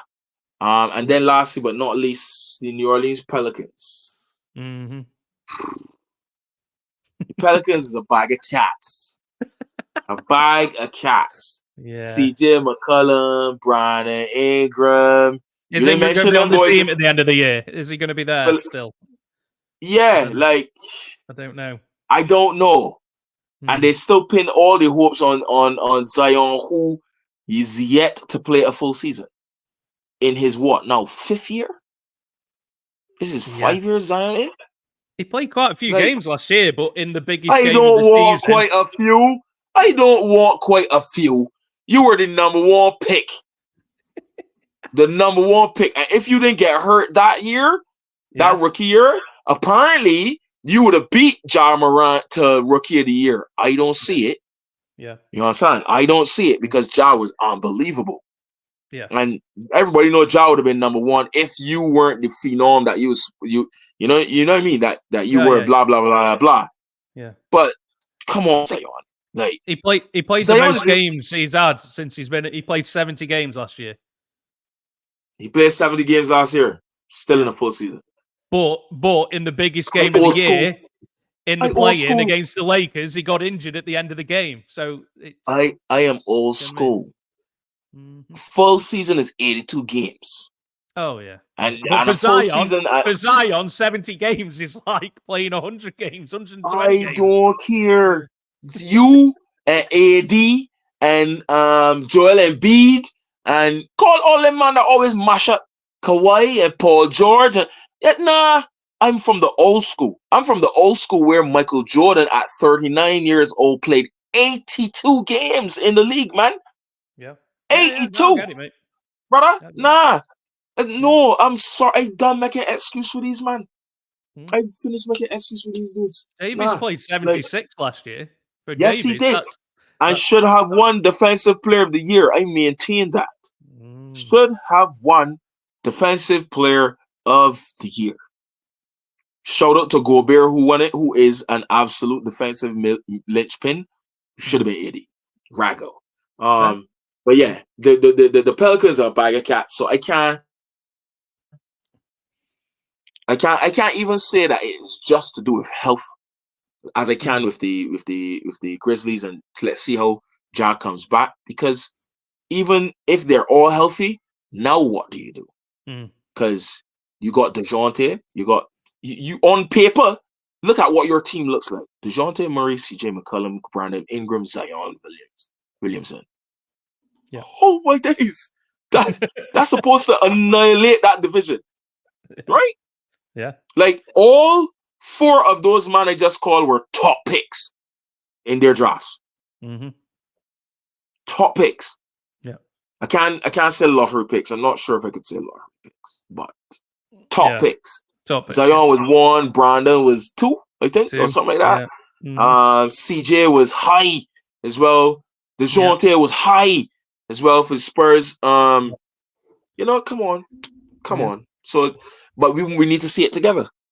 We need to see it together. So, my pick is the Mavericks just over the Grizzlies.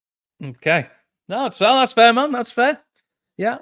So, you got the Mavs taking that one. So, now we go on to the player awards. Have you got time, bro? We've still got time for this, right?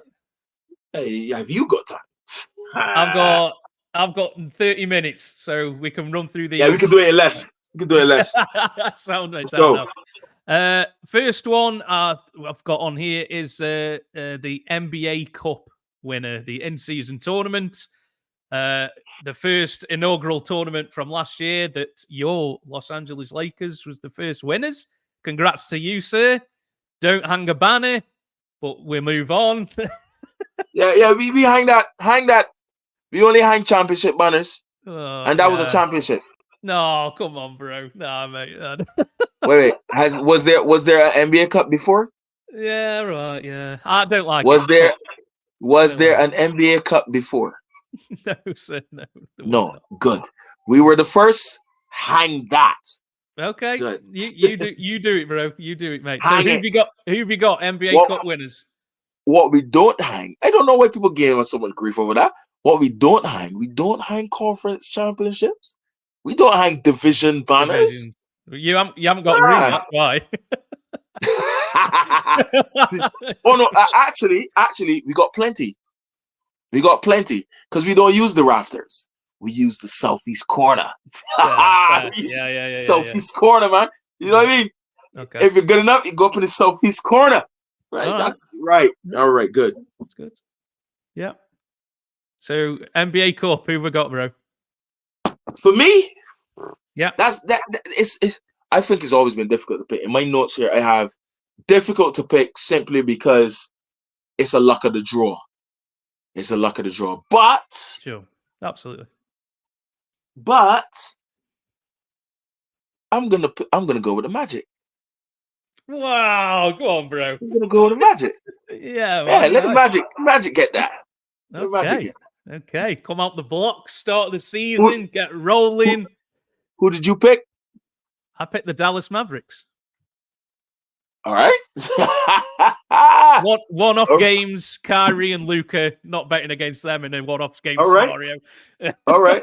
All right.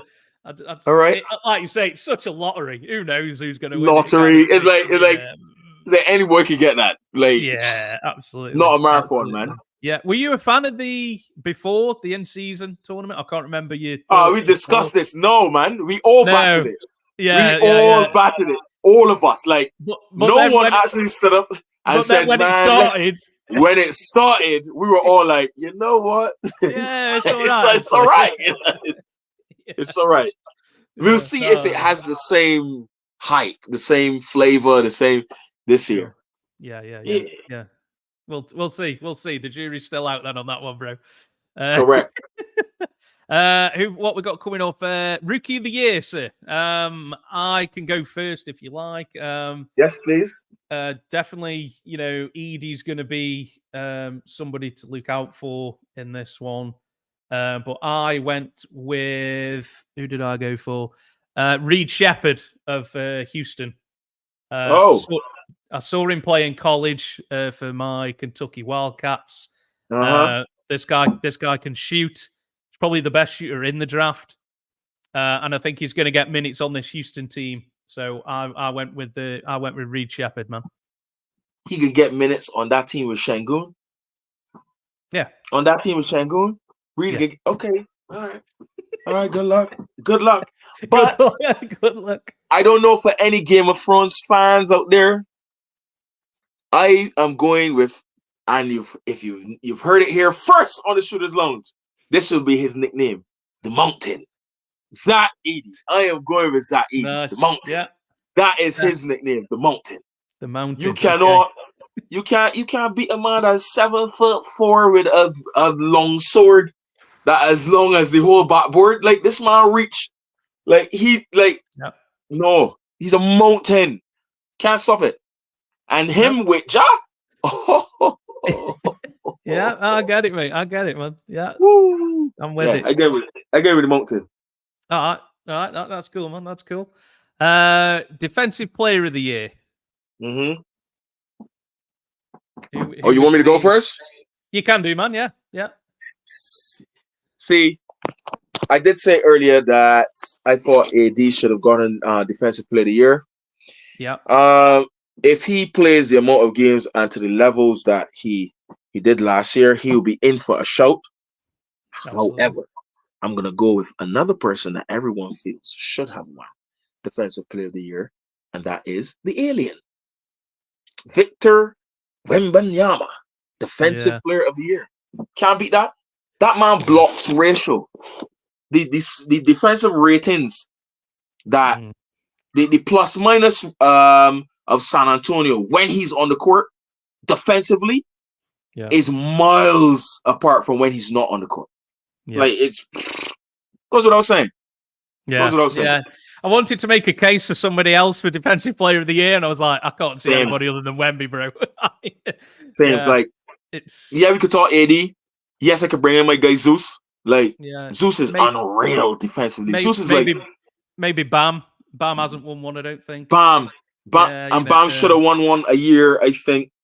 Maybe Zeus won it. Or no. Bam should have won another year that Gobert won it. Who is another person that you cannot ignore for Defensive Player of the Year. And No, it's sad he's that always up there, isn't it's always a lot of big men that just get he? Yeah, recognized for defensive player of the year. So you got to shout out to men like Giroud and sure. um oh my days.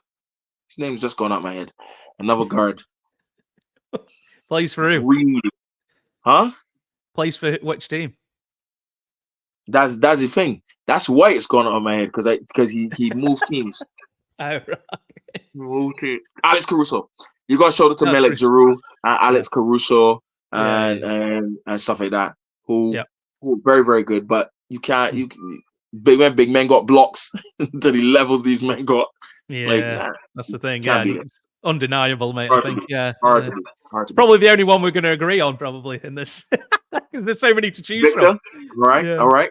Yeah. I've gone the same as you, bro. Defensive. I can't see anybody other than Wemby, mate. Unfortunately. So he's a massive favourite in that category. Yep. So next one, most improved player. Where did I go with this one? I've gone for somebody now who's probably going to get a lot more minutes on a dwindling team, who was in the playoffs last year but kind of didn't get trusted. But I think now he's going to have no pressure on him and he can just go out and play. And I went with Josh Giddey. That's who I He's went gone for. to Chicago. Chicago. Yeah. So I think he'll just have the freedom to just go out and play and just do whatever he wants to do, be a little facilitating things, and that's who I went with. This one's always I found this one the hardest one, most improved. It's just like such a wild card market, isn't it? So yeah, this one's always difficult. Yeah. So, who did you go for, bro? I going for Evan Mobley. Nice. Evan Mobley at Cleveland.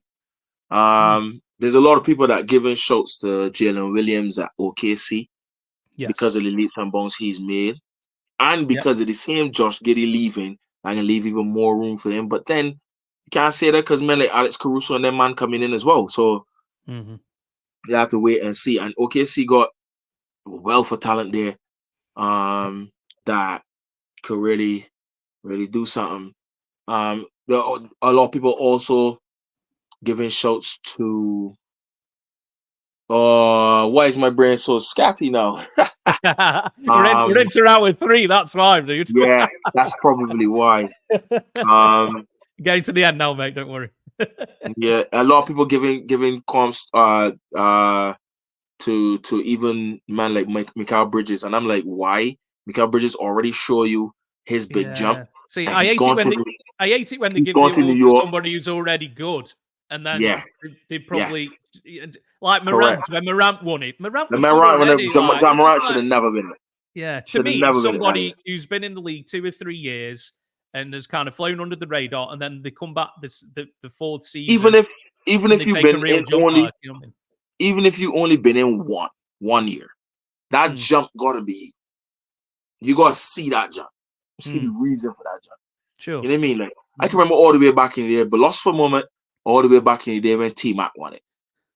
That was obvious because everybody knew what people knew what T-Mac was capable of coming out of high school, going to Toronto, then his cousin landed the year after, and he never really he went to the Magic, and people like, oh, if he had stayed in Toronto, what him and Vince would have looked like? Nah, you would have never know who the real T-Mac if he had stayed with Vince, in my opinion. Yeah. Because of how the league was then and so on and so forth. So when you see that level of jump, you know what I mean? James Harden is another one. When he went from, even though you could see what he was like as a 6th man, when he went to Houston and then became MVP, James, I just imagine me giving love to James Harden. Imagine this.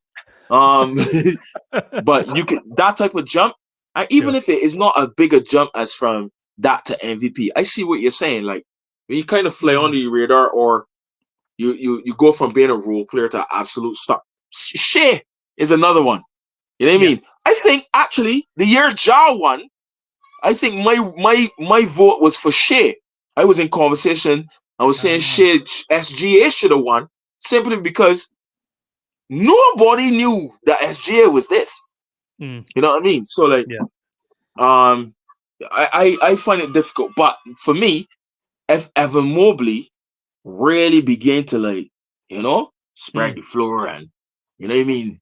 Yeah. Like I can see him at Cleveland now, Mm. back fit, back in the full what's not, causing a lot of noise with Spider Mitchell. And once that team fit, Evan Mobley can be a linchpin. Yeah. A better version of Draymond, Draymond Green. You heard it here first. Even though, that was a championship team, blah, blah, blah, blah, blah. Yeah, yeah. No, nice, man. Yeah, it's a nice pick, mate. Not like that, mate. Yeah, absolutely. That's a decent one, man. Next one, coach of the year. For this one, I went with a coach who has never won coach of the year, and it's criminal that he hasn't already. I went with Eric Spoelstra. Imagine Eric Spoelstra has never won coach of the year. It's sacrilege. That is, and the year he should have won was the year that when everybody said he's got no one, blah blah. When he had Dragic and them boys and he took them to the playoffs. Yeah, he should have won coach of the year that year for sure.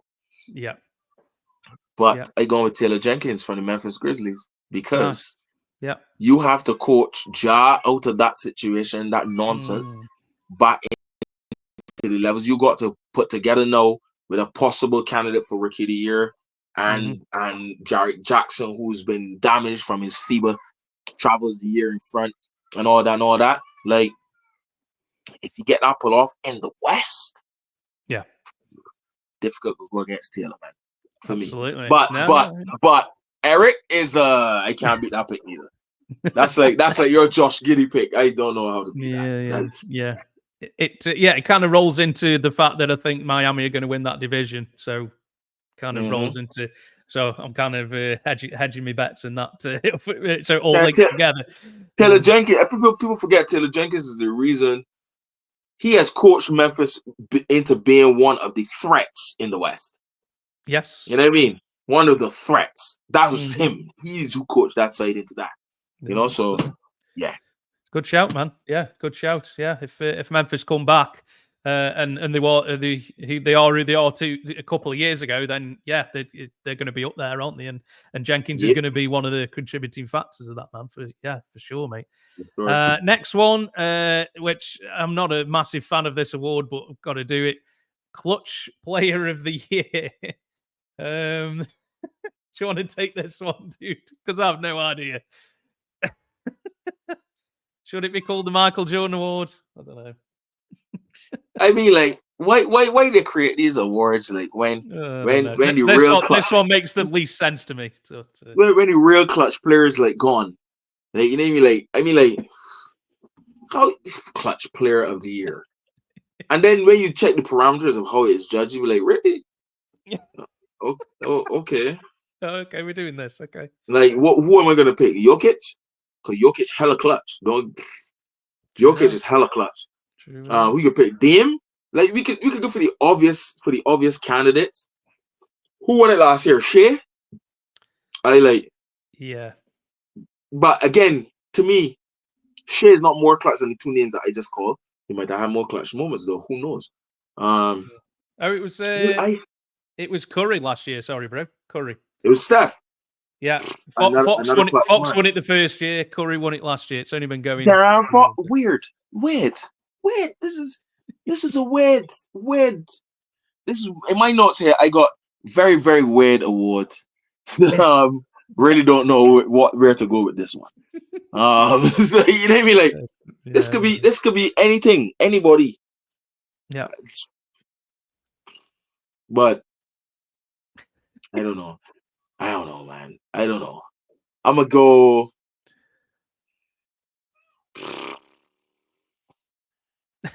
You know what? I can be weird. I can be weird and go. Let's go Dame. Dame, okay. Let's go Dame. Dame's pretty clutch, bro. He's got some shots over the years, so yeah, absolutely. Yeah, because I going for teams that need it. Yeah. Milwaukee gonna need that.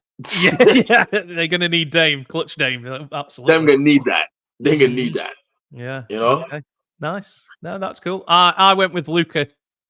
Just kind of made See, sense. another. It makes sense. Yeah, it just makes sense, But doesn't it? Like Luka is clutch. So I can't. I thought. Yeah, Luka. Nah, can't do Luka. Luka and Kyrie on the same team, and Clay.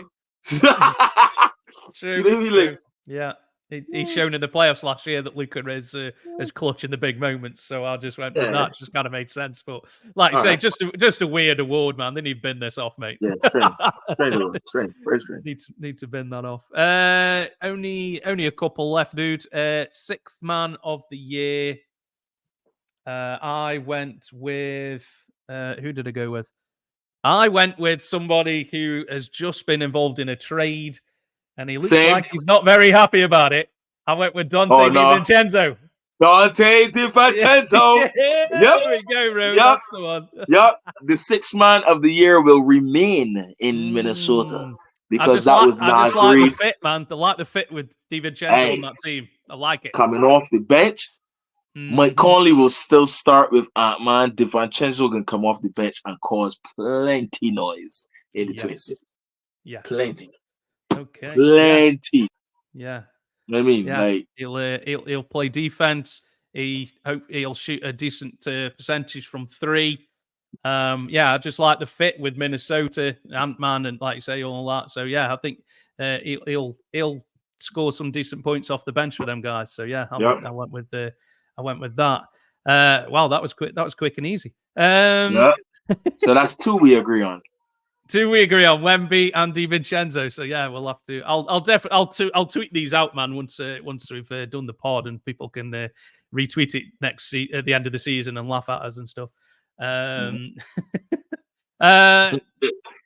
Well, most important one, maybe to a lot of people, regular season MVP.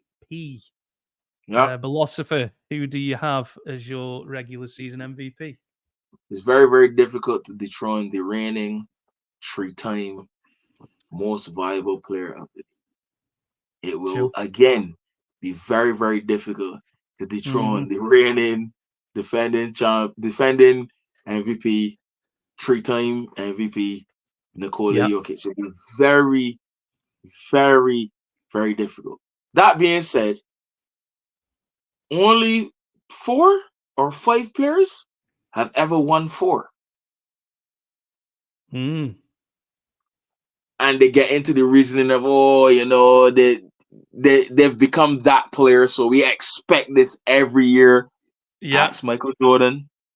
Ask LeBron James. Yeah. Ask Magic Johnson. Ask I'm talking about like these is players that win multiple. And yeah, we can't get to ask Kareem. Kareem won 6. The only body that's won 6. Mike's won 5. Mike should have had at least 8. Yeah. Like, this is not even my favoritism or bias speaking. Go back and check. Mike, the year Carmelo won it in 97, the league booed that. That should have been Mike. Yeah. 97 was the 72-10 Bulls. How is Michael Jordan not the MVP? Was that 72 was 96 one? It's next season. Once 72 was the year. That's what I say. The year. Sorry, it's the year after the 72-10 Bulls. Yeah, but they won 69 games. 69 games, brother. It's like the man said, "Oh, you thought it was a fluke? Nah, we can do it again. You can do it again. You know what I mean? Right? Good. That's one. The year Charles won it in 93, Mike came second again. And the only reason I'll allow that Charles won is because Charles was literally a catalyst in Phoenix. It was like he was immense that year, bro. He was really good. He was really good. Insane. He weren't better than Mike, but he was the most valuable player. Again, my reasoning for most valuable is always who is that player that once you remove them, the value of that team changes immensely. Like, once you remove Nikola Jokic from the Denver Nuggets, it's a classic example in it. Yeah, that team changes immensely. It changes the most. It's not just, you give it to the best player in the league. Like, LeBron still got a tout for being the best player in the league at 1,500 years old. You know what I mean? But But like Zeus, one of the best players in the league. But when you remove, I think Zeus is another candidate like Jokic. When you remove Zeus from the Bucks, that team changes completely. Like that's value. That's most value, you know? So like to win 4 can be a tall order, as tall an order it will be as for somebody winning ahead of Jokic, if that makes sense. Because when you talk about value now too, you also have to talk about Shea Alexander. You also have to talk about Luka Doncic. You also have to talk about the same Giannis Antetokounmpo. He will need to be MVP level for the Bucks to do what I think they will do. He will need to be. You know what I mean? Then you got the outside men like Jason Tatum. You know what I mean? Like Ant-Man, who I think is the dark horse. I think Ant-Man is the dark horse. That was my hot take last year. That's Ant-Man's coming, but I had to bow down to it. I was like, yes, my guy. Another dark horse is my other youngster in Orlando. Like, if these man could rack up the level of seasons and make that jump to, I am ready to take on this league, you will see that their value from most valuable player, their value is of such that once you remove them, they are the most valuable player in this league. More valuable than a Jokic, which seems nigh impossible. So, all of that to say this. All due respect to the Joker, who, if he wins again, no surprise at all. No. But my pick is Ant-Man. You're picking Ant-Man? Oh, my pick is Ant-Man. Damn. Sorry. My pick is Ant-Man. Do not be sorry, mate. Like, Ant-Man, we talk about chip on shoulders, Jaylen Brown and Jason Tatum and thing. Ant-Man got a chip. Ant-Man is going to be like, so y'all think that cat gone, and it's my team now, but I still lean. Nah. One step further now. Let's go. Let's go. Nice. Nice. Ant-Man's my pick. Okay. Nice, man. Nice. I ain't calling the LeBrons and the Stephs and the KDs and the, you know what I mean? Like, them. We got to learn to live without these man now. Yeah, fair. No, absolutely. I went with a man you mentioned when you were just talking about the candidates. I went with SGA. I think the Thunder are going to be a really, really good regular season team. They're going to be near the top, if not the top of the West again. And SGA is going to be the catalyst for that. He averaged close to 30, 32? If not over 30 a game. So 31. Yeah. So I mean, they are legit. They're MVP numbers, aren't they? I think with Jokic, maybe a bit of voter fatigue. Exactly. But like you say, don't be surprised if he wins it, because he is arguably the best player in the league as well. So man's a walking triple-double, fam. Man is a walking triple-double. Gives you a 25, 12, and 12 every night or something. Like, this boy's ridiculous. He's that type of player. You know, Jokic for me is an enigma. It's like like Zidane. Like, not across sports, like great comparison. Not very fast, but like you cannot stop it. No. You can't. The ball IQ is massive, mate. The IQ is insane. The ball coming to them. Yeah. Everybody know the ball coming to them, and it's not like you super flashy like Magic was. It's not like you insanely athletic and unstoppable like Mike was. It's not like you're a force like Shaq was. Like, you can't stop this. Like the reason why you can't stop this is because, just like the rest, everybody know the ball coming to you. Yeah. When you get it now, it's like the others have tricks, have athleticism, have force. Jokic just doing fundamental things. I always tell people Jokic is like Tim Duncan on steroids. On steroids, because you can't stop it. Fundamentals slow. Like slow. You must so slow. Slow, like, and like, there. Yeah. Oh, you're gonna stop. No, there. Yeah. Oh, So you block off all them so I can't score. Okay. Like it's shit. You can't stop it. You can't stop it. Yeah. Can't stop it. Hey mate, if he unlocks Westbrook, maybe he deserves the MVP. If what? If he unlocks Westbrook, who knows? Yeah, like maybe he should be the MVP again. Give it to him in January. if he unlocks Brody, give it to him in January. If there's anybody you can, it's Jokic. So yeah, like you say, I ain't going that far. If it was anybody that could, it would have been LeBron too, right? Right. LeBron got 4. LeBron got 4. Yeah, no, that's fair, mate. Yeah. That's a fair. Steph got 2. Mm-hmm.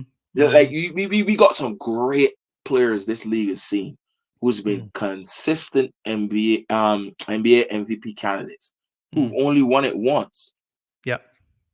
KD, Kobe, Shaq, Kareem. You know what I mean? Man that won it once. Yeah. That man won Dirt once. Yeah. KG once. That man won MVP one time. Once. Yeah. The Joker's got 3. And 3 legit. And possibly would be argued he should have had 4 already. Yeah. Yeah. Or maybe 5. You know what I mean? Like, come on, man. The Joker's easily best player in the league. But like, I mean, the voter fatigue factor that you just talk about, that can play a big part, I feel. Because like Braun got 4, Mike got 5. I think Bill Russell, is another one, got 4 or 5 as well. And Kareem got 6. Yeah. He already in that stratosphere. He had 3 with Larry Bird, and I think Wilt got 4 too, or something like that. Like, I mean, like, yeah. Wilt got 4 too, yeah. Wilt got 4. Like, he already in that stratosphere with Bird. He might got 3. Yeah. 3. Yeah. Loads of people got 2. Steph, Karl Malone, Tim Duncan. Just check. You hear the names we call it? Yeah. And he's already got 1 more than Giannis. He's already got 1 more than all them, man. Like, what do you mean? True that, bro. True that. What do you mean? Yeah. What do you mean? Magic, Magic got 3. You know what I mean? Magic got 3. Bird got 3. Moses Malone got 2 or 3. Yeah. You know what I mean? Like, Dr. J got 1.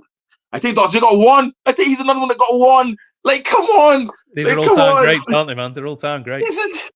Charles Barkley 1. Come on. Come on. Like, let's appreciate the fact of what we see with Nikola Jokic. It can take a lot to knock him off. It can also take a lot for him to maintain that, to get that 4. The league might not allow it. yeah. Oh, come on now. We gotta get one of these. We gotta get to one of these young boys. Give it to Shea or Ant-Man or Luka.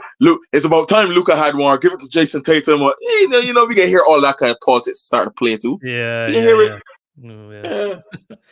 Okay, man. The last one before we clock out, man. Who is gonna win it all? Who is gonna be the NBA champion? I went back and forth on this one. This was a tough one. I just can't see anybody beating the Celtics. I think the Celtics are the best team in the league, and I think they're going to have a very good season again. So I see them going through to the finals, getting through to the finals from the West. I think that the Timberwolves are going to be better without Towns. I've got Super Ewing theory with the Timberwolves. I've got the Timberwolves going to the finals. That's right. Who's winning it? I went back and forth, but I've gone with the Celtics repeating, bro. I will never pick the Leprechauns. I am sorry, Jordan. I know you won't, man. I will. The greatest thing about Jordan, our friend Jordan, is that he's named after the greatest ever. That's the only good thing about him. The other good thing about him is that he's our mate. Huh? I will never pick the Celtics ever in life. Are you mad? I don't care how objective you should be, or I don't care. I will never. Yeah. What Celtics? What? Me? You asking me my preference? Never in life. I don't care how good them is. If you're being objective, it's like I said in the beginning. It's actually more difficult. As difficult as the road to the top of the mountaintop is more difficult to stay on top. Yeah. The champions of the NBA have been the Celtics, the Nuggets, the Warriors. Celtics, Nuggets, Warriors. Yep. So in 4, 3, 2. Who won 21? Bucks. Mm-hmm. Lakers. Yep. Raptors. Warriors. So the last people that repeat was the Warriors. Was KD's Warriors. 17 and 18. Mm-hmm. Yeah? Yep. That's over 5. That's 7 years ago, 8 years ago now. Yeah. Yeah. The last people to repeat before them was LeBron's Heat. Yeah. Yeah. Mm-hmm. The last people, and well, the Lakers repeat back to back. I think just in front of them. Yeah. But before that, the last people to repeat was Lakers again in the repeat Lakers. Maybe 10 years before that. Early 2000s, yeah, man. early 2000s. It's not easy to repeat, man. It is not. No matter how many times we've seen it, the Warriors, the Heat, the Lakers twice in the last 20 years. Yep. Yeah? It's very difficult. The Warriors, the Heat, the Lakers twice in the last. So we've seen teams repeat 4 times in the last 20 years. Yeah. Yeah? Before that, the Bulls, the Lakers, the Bulls, the Pistons, the Lakers. Yeah? In the previous 20 years before that. That's 3 teams and 4 teams. That's 7 teams in the last 40 years that have repeated. Yeah. Repeating is not a thing. It's not an automatic. Ask the Nuggets. Doesn't happen a lot, who bro. Just tried. Yeah. Ask the Bucks who just tried. You know what I mean? Forget the Raptors because everybody feel like that was a fluke in the first place. You know what I mean? Forget the recent Warriors because people didn't expect them to go back and do that anyway. Yeah. Ask the Lakers, the bubble Lakers, who then was like, all right, well, let me see what they do in a real season. Ask them. To repeat ain't easy.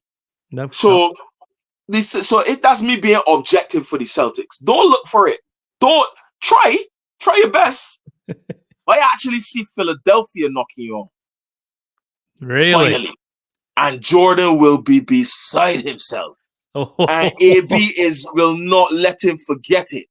But the Sixers are going to go to the finals as far as I'm concerned. Okay. And either them or the Wolves will win it all.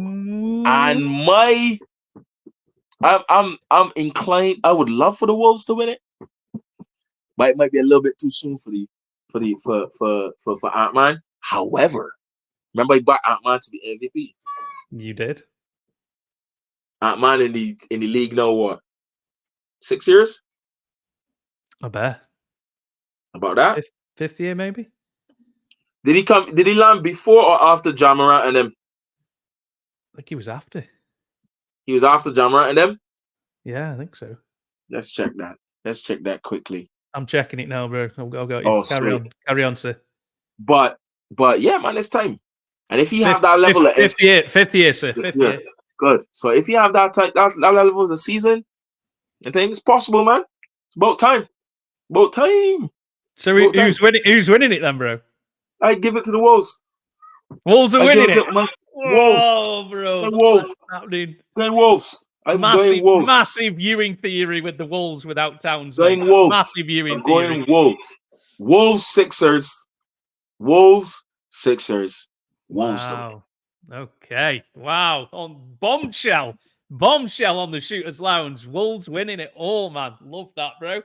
Love that. That's Sixers to beat the Celtics in the conference finals. Ooh.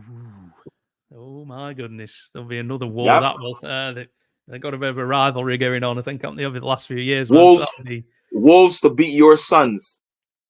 in the conference finals. Ooh, interesting. That it come back to haunt us again, Ant-Man. The ghost of Ant-Man killing us again, like he did last year. And they're gonna have they'll probably have a 7-game series against Shea. You're wrong before that. Oh god, yeah, that'd be Simply tasty. because they're coming out of the same division. Tasty. So that them seedings gonna be tricky. Oh, tricky. Yeah, they'll be key. Them seedings gonna be tricky, right? So Yeah. they're probably gonna meet either the Nuggets or OKC before the conference finals. Yeah. The West's a bloodbath, mate. There's so many good teams, isn't there? Absolute bloodbath. Oof. It's Mind you, tough. the East are a bloodbath as well, but for a different reason. Like the East are a bloodbath with more banana peels. So like they got more tricky teams to deal with. We don't know what they really are. We really want to see. Some people might make noise here. Some people could make noise here. Some people could trip up here. You know what I mean? These are the big boys expected to do this, to do that. Not the West. The West got teams that should be performing, but we know going to be pants.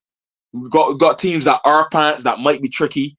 That like, and then they got teams like that in the same division, like the same Minnesota, OKC, and Denver, who are all potential title contenders. Yep. Nice. You know what I mean? Well, there we go, man. That's the Shooters Lounge season preview done. A mammoth 2 hours 40 minutes. But hey, man, we got to do these things. We've got to tell the people what's going to happen, and have to. Absolutely. But thanks a lot, Ballosopher, for coming on as always. An absolute anytime, pleasure. my bro. Do you want to tell the people where they can find you on the socials? Ballosopher 005 Manon is finally here. Look out for it. The ads are gonna be out. Shooters Lounge, big up all the time because I know y'all gonna boost it as well. But look out for that. All things sport. The ghost of all things sport. Ballosopher, right here. Manon. Check us out later. Love it, bro. Yeah, man. Check out Manon. Like it says, we're talking all sports, not just NBA. Going to be talking every sport, every kind of topic. So stay tuned for that, guys. I'm Matt at Post Up 323. Thanks a lot for watching, or if you're listening on the podcast via Spotify or Apple or wherever you get podcasts. Any listens, watches, shares are always massively appreciated. This podcast will be dropping on Monday morning, so you can have a listen to this before the season starts on Tuesday evening. I'm sure we will be back talking all NBA very soon. So thanks very much for listening, watching, and we will see you again very soon. Take care.